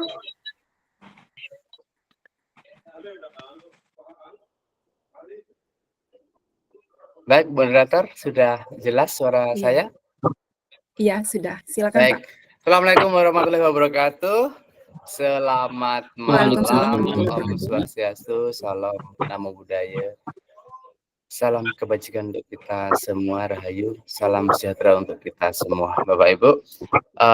Setelah tadi kita bersama-sama mengikuti pemaparan yang luar biasa dari Prof. Kamal, terima kasih untuk ilmunya malam ini, Prof. Saya juga belajar banyak, meskipun saya juga sudah menulis banyak praktik baik, ternyata juga masih banyak hal yang harus saya pelajari lagi untuk terbiasa nanti menulis di jurnal-jurnal, karena memang jujur sejauh ini saya belum pernah mempublikasikan tulisan-tulisan saya di jurnal-jurnal terkait dengan karya tulis ilmiah ini. Tentunya ini menjadi modal besar bagi saya pribadi nanti ke depannya untuk mengembangkan tulisan-tulisan sederhana saya berupa praktik baik yang memang ini dekat dengan keseharian saya sebagai seorang guru. Dan tentunya untuk sesi malam ini saya hanya akan berbagi saja, karena kalau singkat saja, karena kalau panjang-panjang juga tidak mungkin karena rasanya kok seperti menggarami lautan. Jadi saya akan berbagi saja tentang praktik baik sederhana yang sudah saya lakukan, salah satu praktik baik yang sudah saya lakukan di sekolah, dan ini dekat, alhamdulillah dekat dengan kehidupan kita sehari-hari sebagai seorang guru. Jadi ini yang saya ingin bagi malam ini hanya cerita praktik baik sederhana saja yang sudah saya lakukan dan alhamdulillah berdampak kepada murid di kelas saya. Nah, untuk izin berbagi, izin saya share screen Bapak Ibu ya. Jadi ini di materi saya malam ini, jadi paparan saya malam ini terkait dengan praktik baik, best practice, inovasi yang sudah saya lakukan di sekolah. Ini terkait inovasi pembelajaran berbasis TIK. Jadi ini adalah inovasi pembelajaran Matoa berbasis TIK melalui kolaborasi Nan Cantik. Jadi untuk inovasi pembelajaran Matoa ini, Bapak Ibu, ini adalah akronim dari Mari Tanya Orang Tua. Nah, di sini untuk penulisan praktik baiknya ini saya menggunakan metode STAR, yaitu situasi, tantangan, aksi, dan refleksi. Dan untuk inovasi Matoa ini kenapa saya memilih inovasi Matoa ini karena memang situasi yang saya hadapi di sekolah saya, anak-anak murid saya itu murid-murid saya itu lebih apa ya? Kita coba mulai dulu. Jadi untuk situasi yang ada di sekolah saya itu anak-anak ini mohon maaf sebelum lanjut izin memperkenalkan diri, saya Sudomo. Jadi tadi sudah diperkenalkan secara oleh Bu Moderator, saya skip aja untuk perkenalan dirinya. Ini juga kita skip, bisa refleksi diri. Nah ini Bapak Ibu, jadi untuk inovasi Matoa ini adalah akronim dari Mari Tanya Orang Tua, yaitu berbasis TIK, platform teknologi Google Sites, salah satu aplikasi yang bagian dari Google Workspace. Nah, kemudian ini Matoa ini merupakan pengembangan multimedia pembelajaran interaktif berbasis Google Site yang telah dibuat sebelumnya dengan menambahkan fitur diskusi kelompok. Nah, di sini kebetulan saya mengampu mata pelajaran prakarya budidaya, dan ini bisa juga diterapkan bagi Bapak Ibu yang mengampu pelajaran bahasa Inggris. Ini hanya contoh saja. Nah, untuk situasi tantangan yang terjadi bahwa pertama murid memang menginginkan variasi belajar selain di kelas dan juga outdoor. Kemudian murid senang belajar menggunakan TIK, dan ketiga murid mudah terdistraksi saat belajar memanfaatkan TIK, dan terakhir ini yang menjadi situasi yang di sekolah saya, yaitu komunikasi murid dengan orang tua belum optimal. Dan sini saya yakin juga Bapak Ibu guru yang lain juga mengalami hal yang nomor 4 ini, karena komunikasi murid dengan orang tua masih belum optimal. Nah, dari situasi tantangan tersebut, saya pun kemudian mencoba maaf interupsi Pak, interupsi, slide-nya belum bergeser itu Pak? Belum bergeser ya? Oh, sebentar, sorry. Oke, aman? Masih OTW Bu? Belum. Oh iya ya. OTW ya? Sudah. Oke, baik. Sini untuk situasi tantangannya. Kemudian selanjutnya di sini saya juga melakukan perancangan. Yang pertama membuat MPI-nya, kemudian saya menambahkan fitur utama, yaitu ada diskusi kelompok yang memuat tugas membuat daftar pertanyaan terkait materi yang akan ditanyakan kepada orang tua. Kenapa saya memilih ini? Karena kebetulan materi ini sangat dekat dengan kehidupan murid di rumah. Next adalah terkait dengan implementasi. Saya melakukan pembelajaran dilaksanakan di ruang laboratorium TIK, kemudian secara mandiri, berkelompok memanfaatkan MPI, dan guru memandu, selanjutnya sampai terakhir yaitu melakukan refleksi dan asesmennya. Dan untuk kegiatan awal seperti biasa yang kita lakukan sehari-hari. Kemudian selanjutnya untuk kegiatan inti, pertama saya menjelaskan dulu penggunaan MPI-nya, kemudian pembagian kelompok, dan terakhir adalah melakukan presentasi dan guru memberikan apresiasi. Untuk kegiatan akhir, refleksi pembelajaran langsung di MPI-nya, kemudian asesmen berupa penugasan bertanya pada orang tua masing-masing dengan pendekatan berdiferensiasi produk berdasarkan minat.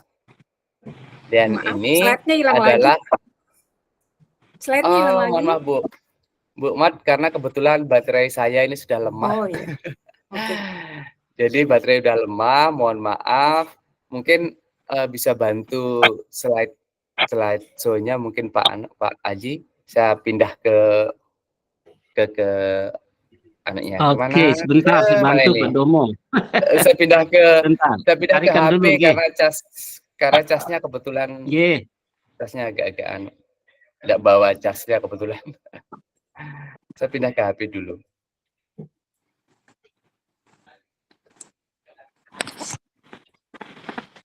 Berbagi praktik baik Matwa ya? Nggih. Ya, saya yang tampilkan yang apa namanya?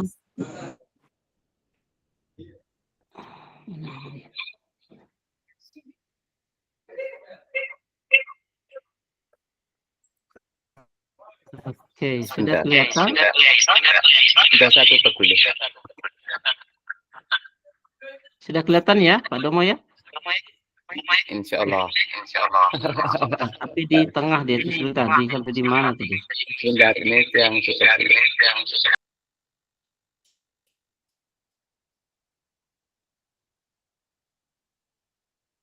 Di mana Matwa?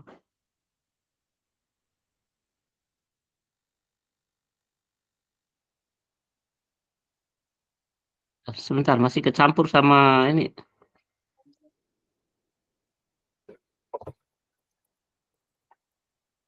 Save. Ketutup lagi ya, sorry. Astagfirullah. Bentar. Matwa atau mertua ini Pak Domo?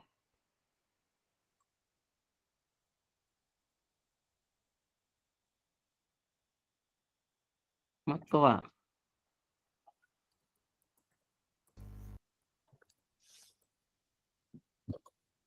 Nah, itu dah.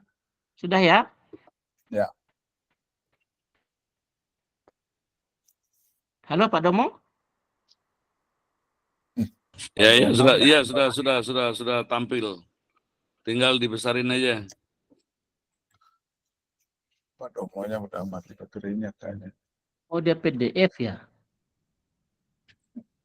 Oh iya, sebentar. Oh, PDF. PDF dia ini.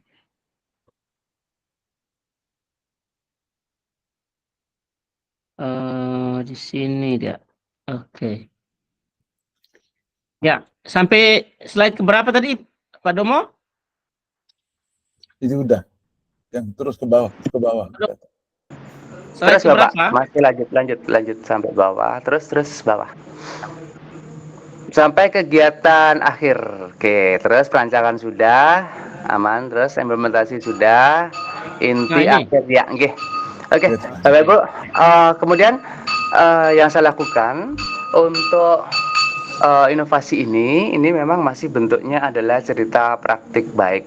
Nah, untuk yang kegiatan akhir kita seperti biasa kita melakukan assessment, yaitu melalui penugasan bertanya pada orang tua. Ini yang menjadikan inovasi Indonesia berbeda adalah adanya fitur tambahan di dalam Google Sheet yang saya buat itu. Ini memungkinkan murid di kelas saya ini berkomunikasi, menjalin komunikasi dengan orang tua.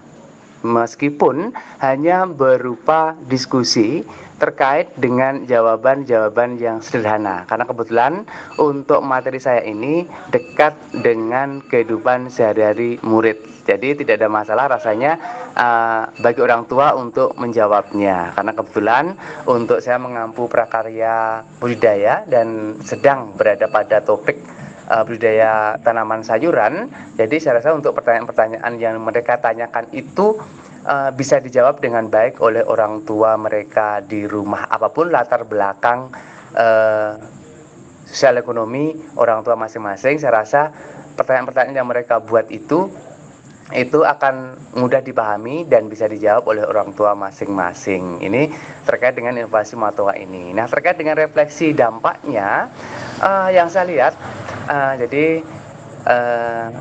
hasil dari tugas tadi itu ternyata memang melalui inovasi Matoa ini saya melihat ada peningkatan komunikasi antara murid dengan orang tua. Artinya apa? Artinya orang tua sudah mulai terlibat di dalam proses pembelajaran murid di kelas saya. Itu yang terjadi. Dari jawaban-jawaban itu ternyata setelah mereka bertanya, orang tua pun juga bisa, alhamdulillah orang tua bisa menjawabnya. Ini terkait dengan refleksi hasil dan dampaknya. Nah, untuk dampak lainnya bagi murid, yaitu bahwa murid-murid saya yang selama ini memang zaman-zaman sekarang memang lebih suka belajar secara apa istilahnya, memang dekat dengan dunia digital. Jadi saya berusaha untuk memenuhinya sesuai dengan kodrat zaman mereka. Dan alhamdulillah dengan MPI ini murid sangat suka untuk belajar.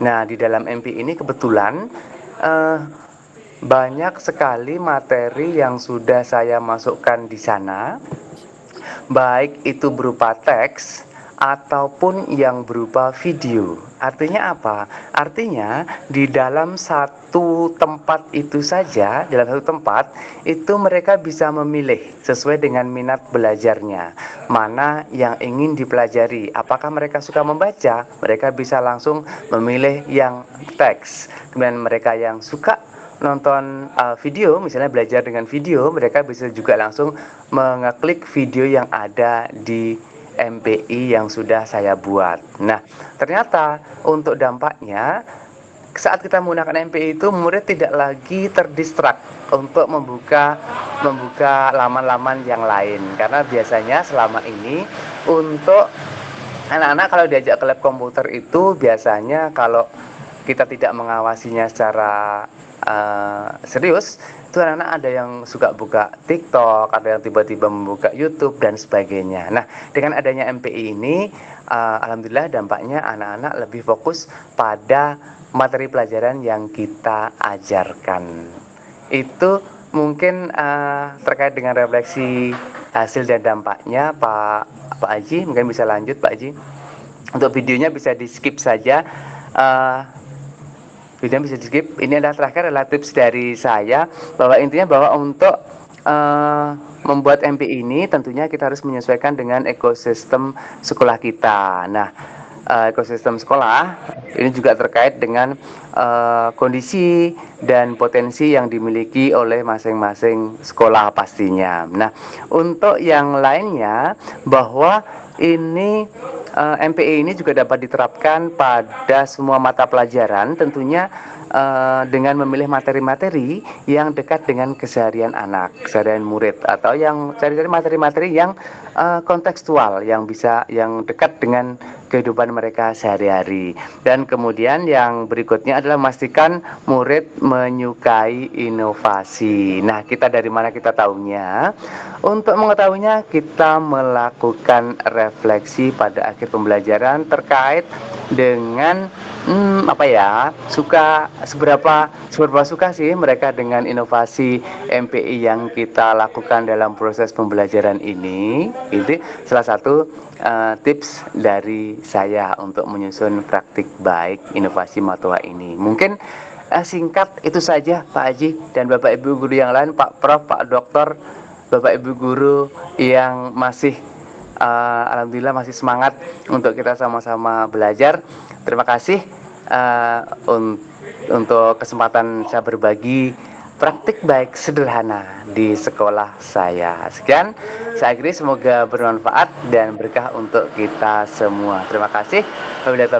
Wassalamualaikum warahmatullahi wabarakatuh. Waalaikumsalam warahmatullahi wabarakatuh. Baik, terima kasih atas paparan yang sangat singkat dan jelas. Terima kasih Pak Sudomo. Berikutnya saya hanya membatasi 3 pertanyaan saja ya, supaya kita bisa mengakomodir semuanya. Baik, silakan Bapak Ibu. Silakan raise hand.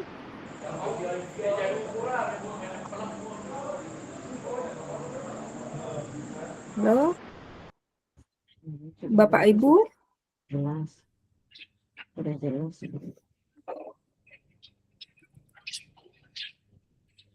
Baik, mungkin saya ingin bertanya sedikit, Pak Sudomo. Silakan Bu. Caranya membuat aplikasi ini gitu, supaya anak-anak bisa masuk semuanya. Apakah kita harus melalui website khusus sekolah atau bagaimana? Begitu. Demikian, terima kasih. Baik. Assalamualaikum warahmatullahi wabarakatuh. Waalaikumsalam warahmatullahi wabarakatuh. Baik Bu Wirana, izin menjawab. Jadi untuk MPI ini, multimedia pembelajaran interaktif ini adalah berbasis Google Sites Bu Wira.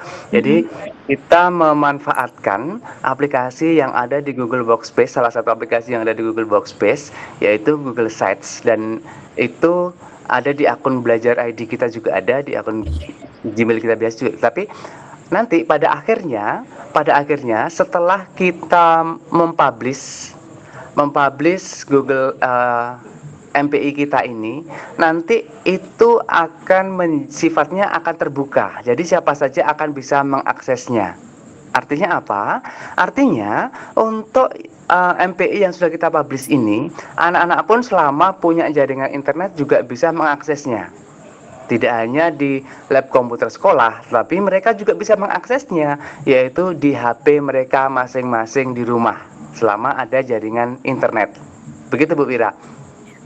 Kemudian keterlibatan orang tua selama pembelajaran, apa bagaimana caranya Pak?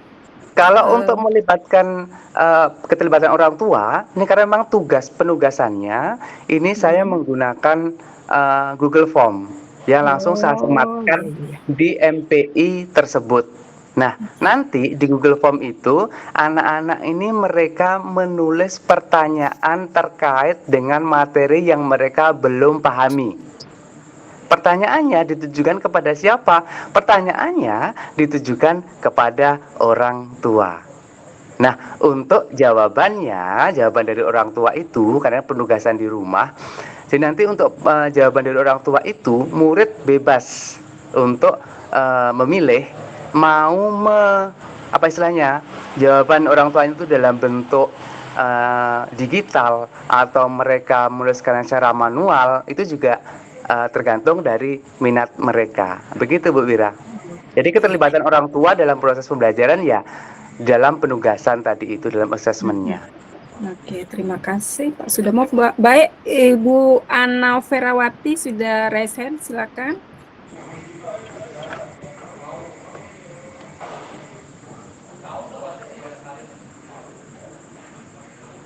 Ibu Ana tadi kemana ya? Tadi sudah raise hand. Ibu Ana Ferawati.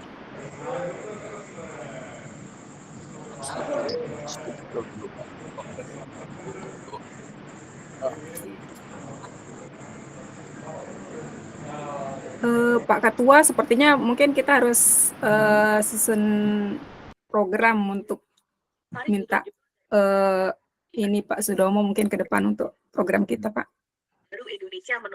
Kayaknya bagus deh. Iya. Itu ada itu rumah buku. Oh ya, rumah buku, silakan. Assalamualaikum warahmatullahi wabarakatuh. Waalaikumsalam warahmatullahi wabarakatuh. Terima kasih Bapak atas waktunya. Yang mau saya tanyakan mungkin bagaimana kita bisa menjamin keterlibatan orang tua ketika anak belajar itu tulisan. Terima kasih yang saya tanyakan. Terima kasih. Assalamualaikum warahmatullahi wabarakatuh. Waalaikumsalam warahmatullahi wabarakatuh. Baik, mungkin langsung saja Pak Rumah Buku. Jadi untuk menjamin sebenarnya kalau untuk jaminannya karena memang agak riskan ya, agak sulit ya. Tapi paling tidak di dalam penugasan tersebut itu saya tekankan bahwa untuk di sana ada semacam tanda tangan dari orang tua yang menyatakan bahwa tugas ini telah telah didiskusikan dengan orang tua masing-masing. Itu saja sih kemarin yang saya lakukan Pak Rumah Buku. Ya mungkin Pak Rumah Buku itu perlu Apaan rumah buku? Iya, terima kasih Pak. Sama-sama Pak. Itu tolong kasih nama tuh, jangan gitu rumah buku Arsa gitu. Iya, ini tadi masuk pakai nama pengguna gitu loh. Nah. Iya. Termasuk Ibu Islam juga mungkin perlu rename namanya di situ. Jadi saya coba masuk akun biasa. Siap. Ya, terima kasih. Baik. Mungkin ada lagi. Mbak Wirahana, saya sekali. Ya silakan Bu Susi. Iya, nama saya Bu Susi. Baik, terima kasih atas izin Pak, mau bertanya seberapa efektif dia itu, bagaimana dengan sekolah yang tidak menggunakan HP, yang dilarang membawa Android Pak. Kita kan selalu menggunakan Android dengan pembelajaran yang seperti yang diterapkan di sekolah Bapak misal. Kira-kira apa solusinya? Terima kasih.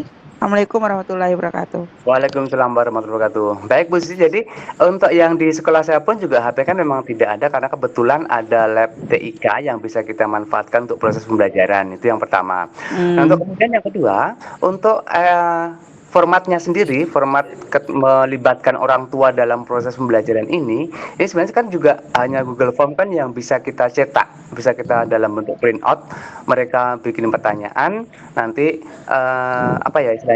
nanti anak-anak itu juga menanyakan kepada orang tuanya dan menemukan dan menuliskan jawaban dari orang tuanya. Jadi bisa berupa LKPD saja juga sebenarnya tidak masalah. Nah, hanya saja yang membedakan karena ini memanfaatkan teknologi internet yang memang membutuhkan internet, ini bisa Bu Susi ya. Jadi untuk MPI ini murid bisa mengakses di rumahnya masing-masing, bisa belajar secara mandiri. Jadi tidak harus di sekolah. Karena Karena untuk Google Site ini yang sudah kita publish, MPI yang sudah kita publish ini sifatnya ini menjadi terbuka. Jadi anak-anak dengan HP pun juga sudah bisa langsung mengaksesnya. Kapanpun selama punya jaringan internet, mereka bisa mengaksesnya untuk mempelajarinya. Dan ini juga bisa menjadi salah satu bentuk penugasan, akan mempermudah kita dalam memberikan penugasan nantinya. Dengan MPI ini, jadi saya tinggal menginstruksikan kalau emang untuk ada PR misalnya, ada kerja tugas di rumah misalnya, ya saya tinggal menginstruksikan kalian buka s.id/prakarya budidaya, kalian pelajari di bagian materi terkait dengan jenis-jenis tanaman sayuran, misalnya seperti itu. Jadi efektif dan menurut saya lebih enak. Jadi murid bisa belajar kapan saja, di mana saja, di rumah bisa. Kalau memang ada HP di rumah, karena kita tidak dianukan untuk HP ke sekolah. Begitu Bu Susi, mungkin bisa menjawab. Terima kasih Pak Sudomo atas jawabannya. Baik, mungkin ada lagi? Bapak Ibu. Saya boleh satu lagi bertanya Pak Sudomo? Silakan Bu Wira. Seberapa sih prosentase anak-anak yang bisa menggunakan MPI ini? Apakah 100% atau seberapa persen mereka? Terima kasih. Baik. Terima kasih Bu Wira untuk pertanyaannya. Jadi alhamdulillah untuk di sekolah saya karena di SMP Negeri 3 Lingsar, karena kita ada jadwal, istilahnya memang jadwal pemanfaatan TIK. Alhamdulillah untuk terkait pemanfaatan MPI ini untuk anak-anak di murid-murid di kelas saya, insya Allah 100% bisa memanfaatkannya. Kenapa? Karena pada saat proses pembelajaran sebelum kita mulai itu terlebih dahulu kita juga menjelaskan kembali, mengingatkan kembali cara penggunaan atau pemanfaatan MPI ini dalam proses pembelajaran. Begitu Bu Wira. Oke, terima kasih. Mungkin nggak ada lagi ya pertanyaan Bapak Ibu? Sepertinya tidak ada ya. Oke, Pak Aji, dilanjut dengan Pak Aji ya? Sudah cukup, 2 aja cukup. Cukup ya? Ini sudah 2 saja? lebih jam 10 ini. Oke. Insya Allah nanti lain kali saya temani Pak Prof. Oke, Insya Allah baik. tiap bulan, jadi Pak Sudomo jangan bosan nanti kalau diundang ya. Terima kasih. Iya. Iya, baik. Terima kasih paparan yang sangat bagus. Yang ini dapat hadiah apresiasi istimewa yang ini Pak ya, yang kemarin dari BPMP ya. Oke, terima kasih. Kebetulan saya sama Pak Ajinas juga ikut hadir kemarin ketika beliau ada di BPMP. Nanti kami akan mencontek ide-idenya Pak nanti, biar kami bisa belajar lebih baik juga seperti Pak Sudomo.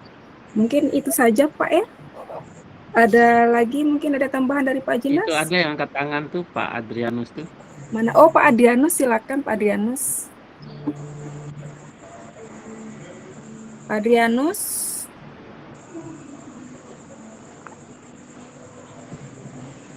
Pak Adrianus. Kemana ya orangnya ya?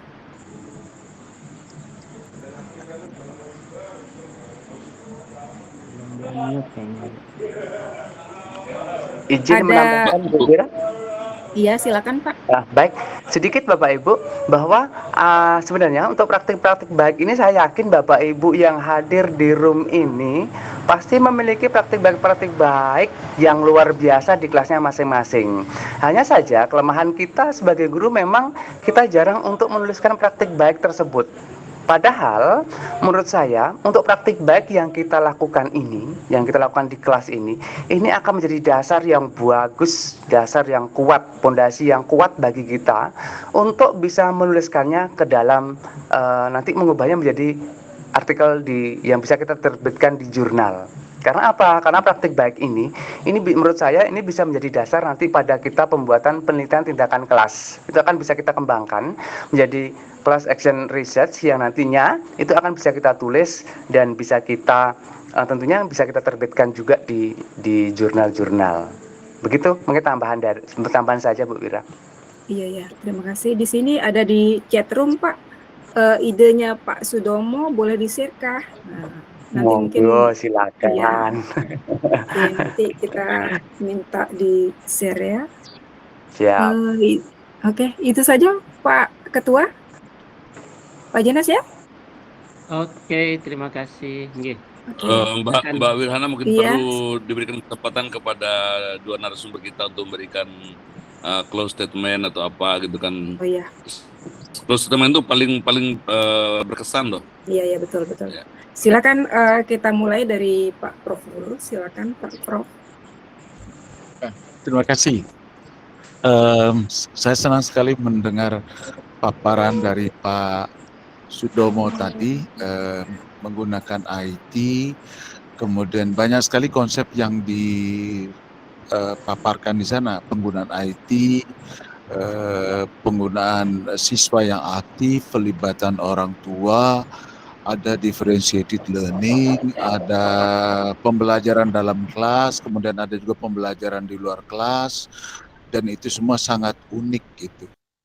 Dan kalau seandainya itu ditulis seperti yang disarankan oleh Pak Sudomo tadi itu akan menjadi ide yang sangat luar biasa dan tidak ada ditemukan di dunia lain, dan itu sudah merupakan satu novelty tersendiri yang bisa menjadi hak cipta kita itu, yang untuk kontribusi kitab di dunia. Dan ya tinggal kita mengemasnya sehingga bisa terbaca oleh orang yang lebih luas, kemudian kita komunikasikan ide kita dan pengalaman kita itu dengan ide dan pengalaman orang yang ada di dunia keilmuan atau dunia keguruan di tempat lain, dan itu akan menjadi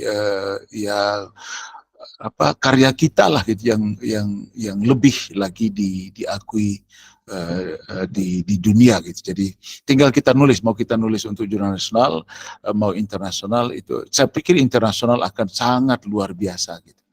Asal kita punya keberanian dan kemauan untuk bekerja keras, bertahan, sabar, sehingga bisa mengejar target standar yang diharapkan di jurnal-jurnal yang ada. Saya kira ini ide yang sangat luar biasa ini, Pak. Saya juga agak kaget karena sudah cukup lama tidak berkecimpung di dunia pembelajaran bahasa Inggris. Ternyata begitu maju kemajuannya, dan insya Allah nanti saya akan, sisi lain dari kehidupan saya adalah pembelajaran, jadi dan teknologi itu sisi lainnya, dan mungkin ini akan menjadi masukan tersendiri bagi saya untuk mendalami bidang ini. Terima kasih Pak, mudah-mudahan ini ada manfaat buat kita semua. Saya kira itu, kalau ada kekurangan dari saya mohon maaf. Assalamualaikum warahmatullahi wabarakatuh. Terima kasih. Baik, close statement berikutnya Pak Sudomo, disilakan. Baik, terima kasih Bu Wirahana. Terakhir mungkin dari saya, Bapak, pesan dari saya Bapak Ibu, bahwa intinya jangan pernah takut untuk melakukan praktik baik, untuk menuliskan praktik baik yang sudah kita lakukan di kelas kita masing-masing. Sesederhana apapun itu, insya Allah itu akan bermanfaat bagi orang yang tepat pastinya. Itu saya yakin dan saya percaya. Sederhana apapun yang kita lakukan, sederhana apapun praktik baik yang kita bagikan, insya Allah akan bermanfaat bagi orang yang tepat. Sekian dari saya, terima kasih. Mohon maaf untuk segala kekurangan. Wassalamualaikum warahmatullahi wabarakatuh.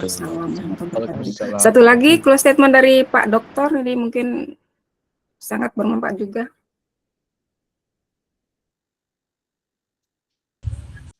Kenapa saya yang close statement?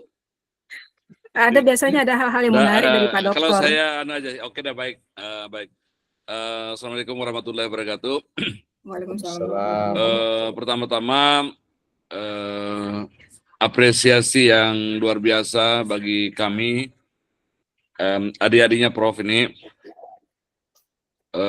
Terima kasih sudah sering dikunjungin gitu ya. Saya didampingi Prof ini dari waktu kuliah. Sampai sudah punya 4, sampai udah mau punya cucu juga masih didampingin terus. Alhamdulillah. Terima kasih sudah tidak bosan-bosan untuk melihat kami semua. Kita berada di track yang sama, menjadi guru bahasa Inggris bersama Pak Haji Nas ini. Kami menginginkan ada progres yang bagus gitu kan. Dan alhamdulillah sampai hari ini MGMP bahasa Inggris Kota Mataram yang digawani Pak Haji Nas ini menjadi MGMP terbaik di NTB untuk sementara ini. Ya alhamdulillah lah, karena memang dia orang baik, Pak Jinas ini memang. Alhamdulillah. Dan sekarang beliau sedang menggawangi KBG Bahasa Inggris Provinsi NTB, dan beliau sekaligus menjadi Ketua Asosiasi Profesi dan Keahlian Sejenis PGRI Provinsi Nusa Tenggara Barat. Ya mohon maaf aja, kami hanya bisa bekerja bersama orang yang mau punya kesempatan dan bisa bekerja, itu Prof. Dan mohon Prof untuk terus mendampingi kami, terus memberikan semangat. Sekali lagi terima kasih. Dan kepada Pak Sudomo, terima kasih dan selamat Pak Sudomo. Sudah berbuat yang luar biasa. Akan lebih bagus lagi jika itu dibagi. Ya, ilmu itu baru berkembang jika dibagi dengan yang lain. Ya. Betul, jangan seperti Pak Jinas, dia nggak pernah bagi-bagi. Ya, melarang saya ngerokok tapi dibelikan rokok, Prof. Itu bagusnya. Ya, alhamdulillah. Ya mungkin itu, Prof. Terima kasih banyak. Salam doa buat Umi dan anak-anak luar biasa. Pak Sudomo terima kasih, Pak Jinas, Bu Wirahana terima kasih. Assalamualaikum warahmatullahi wabarakatuh. Waalaikumsalam warahmatullahi wabarakatuh. Ya baik Bapak Ibu, karena ini sudah larut malam, maka acara webinar ini kita tutup sampai di sini. Terima kasih banyak atas paparan ilmunya Pak Prof dan Pak Sudomo. Semoga semuanya akan bermanfaat untuk kita semuanya. Baik, marilah kita tutup acara ini dengan bacaan hamdalah. Alhamdulillah. Alhamdulillahirabbil alamin. Oke, sekian terima kasih. Makasih. Silakan ditutup. Kita foto bersama dulu, buka kamera Iya. Bapak Ibu yang sempat buka. Ya, silakan buka kameranya. Yang masih bisa buka kamera, silakan buka kamera, kita foto bersama, senyum yang manis. Bismillahirrahmanirrahim. 1, 2, 3. Oke. Bergaya Bapak Ibu, silakan bergaya. Ya, yang jelas tangan saja bisa bisa digerakkan. 1, 2, 3. Oke. Sekali lagi 1, 2, 3. Oke. Ya, terima kasih. Insya Allah kami hadir tiap bulan. Ya, sepanjang masih kita punya saya masih memiliki akun premium yang dipinjamkan oleh negara. Alhamdulillah. Ya, terima kasih, Prof. Nanti kita sekali-sekali offline nanti ya. Iya. Ya, Prof. Oke, insya Allah. Ya, ada Prof yang nawarkan offline insya Allah nanti. Jadi banyak hal yang perlu kita pelajari. Udah kita offline waktu di Dedi aja, di belakang Dedi. Senang. Ini saya rekam, insya Allah nanti saya akan kirim ke Prof Kamal sama Pak Domo ya. Mungkin Bapak berdua butuhkan ini bukti fisik untuk apa nanti, insya Allah saya kirimkan nanti. Iya. Makasih Pak Jinas. Oke, terima kasih. Buku dan sertifikat lihat Pak Jinas nanti ya. Siap. Saya datang ke Pak Jinas. Sertifikat untuk narasumber. Pak itu Mbak Dian tuh. Sertifikat narasumber tuh penting itu. Sekretarisnya Bu Dian ada di sini juga kayaknya. Pak. Nah, ini. Ya. Nanti cuma tanda tangan Prof Kamal yang belum minta tolong dikirim tanda tangannya Prof. Siap. Iya. Nanti saya buat sertifikat dari Unram juga ya. Siap. Makasih Prof. Keren. Ini kan programnya kan berlanjut ini kan. Ya, nanti yang berapa SK. Ini kan program link berlanjut sertifikat sama Prof Kamal kan. Ya, berkesinambungan. Tapi tiap kali webinar gini, insya Allah ada sertifikat dari Kombel untuk kebutuhan PMM itu, Pak Dokter. Oke. Nah, sedangkan yang dari Prof Kamal itu yang berseri, yang KTI-nya Prof Kamal di grup khusus dia. Yang sertifikat, link sertifikat ini kok Shopee masuknya Pak Ketua? Ada link sertifikat di atas. Itu makanya berulang-ulang saya kirim. Kadang muncul Shopee, kadang nanti ya bingung juga saya. Ahli IT ya. Mungkin nanti di lagi. Penyusup yang jelas. Biasa gitu. Saya akhiri rekaman ya. Sertifikatnya dikirim di grup WhatsApp atau email Pak Dokter, Pak Prof?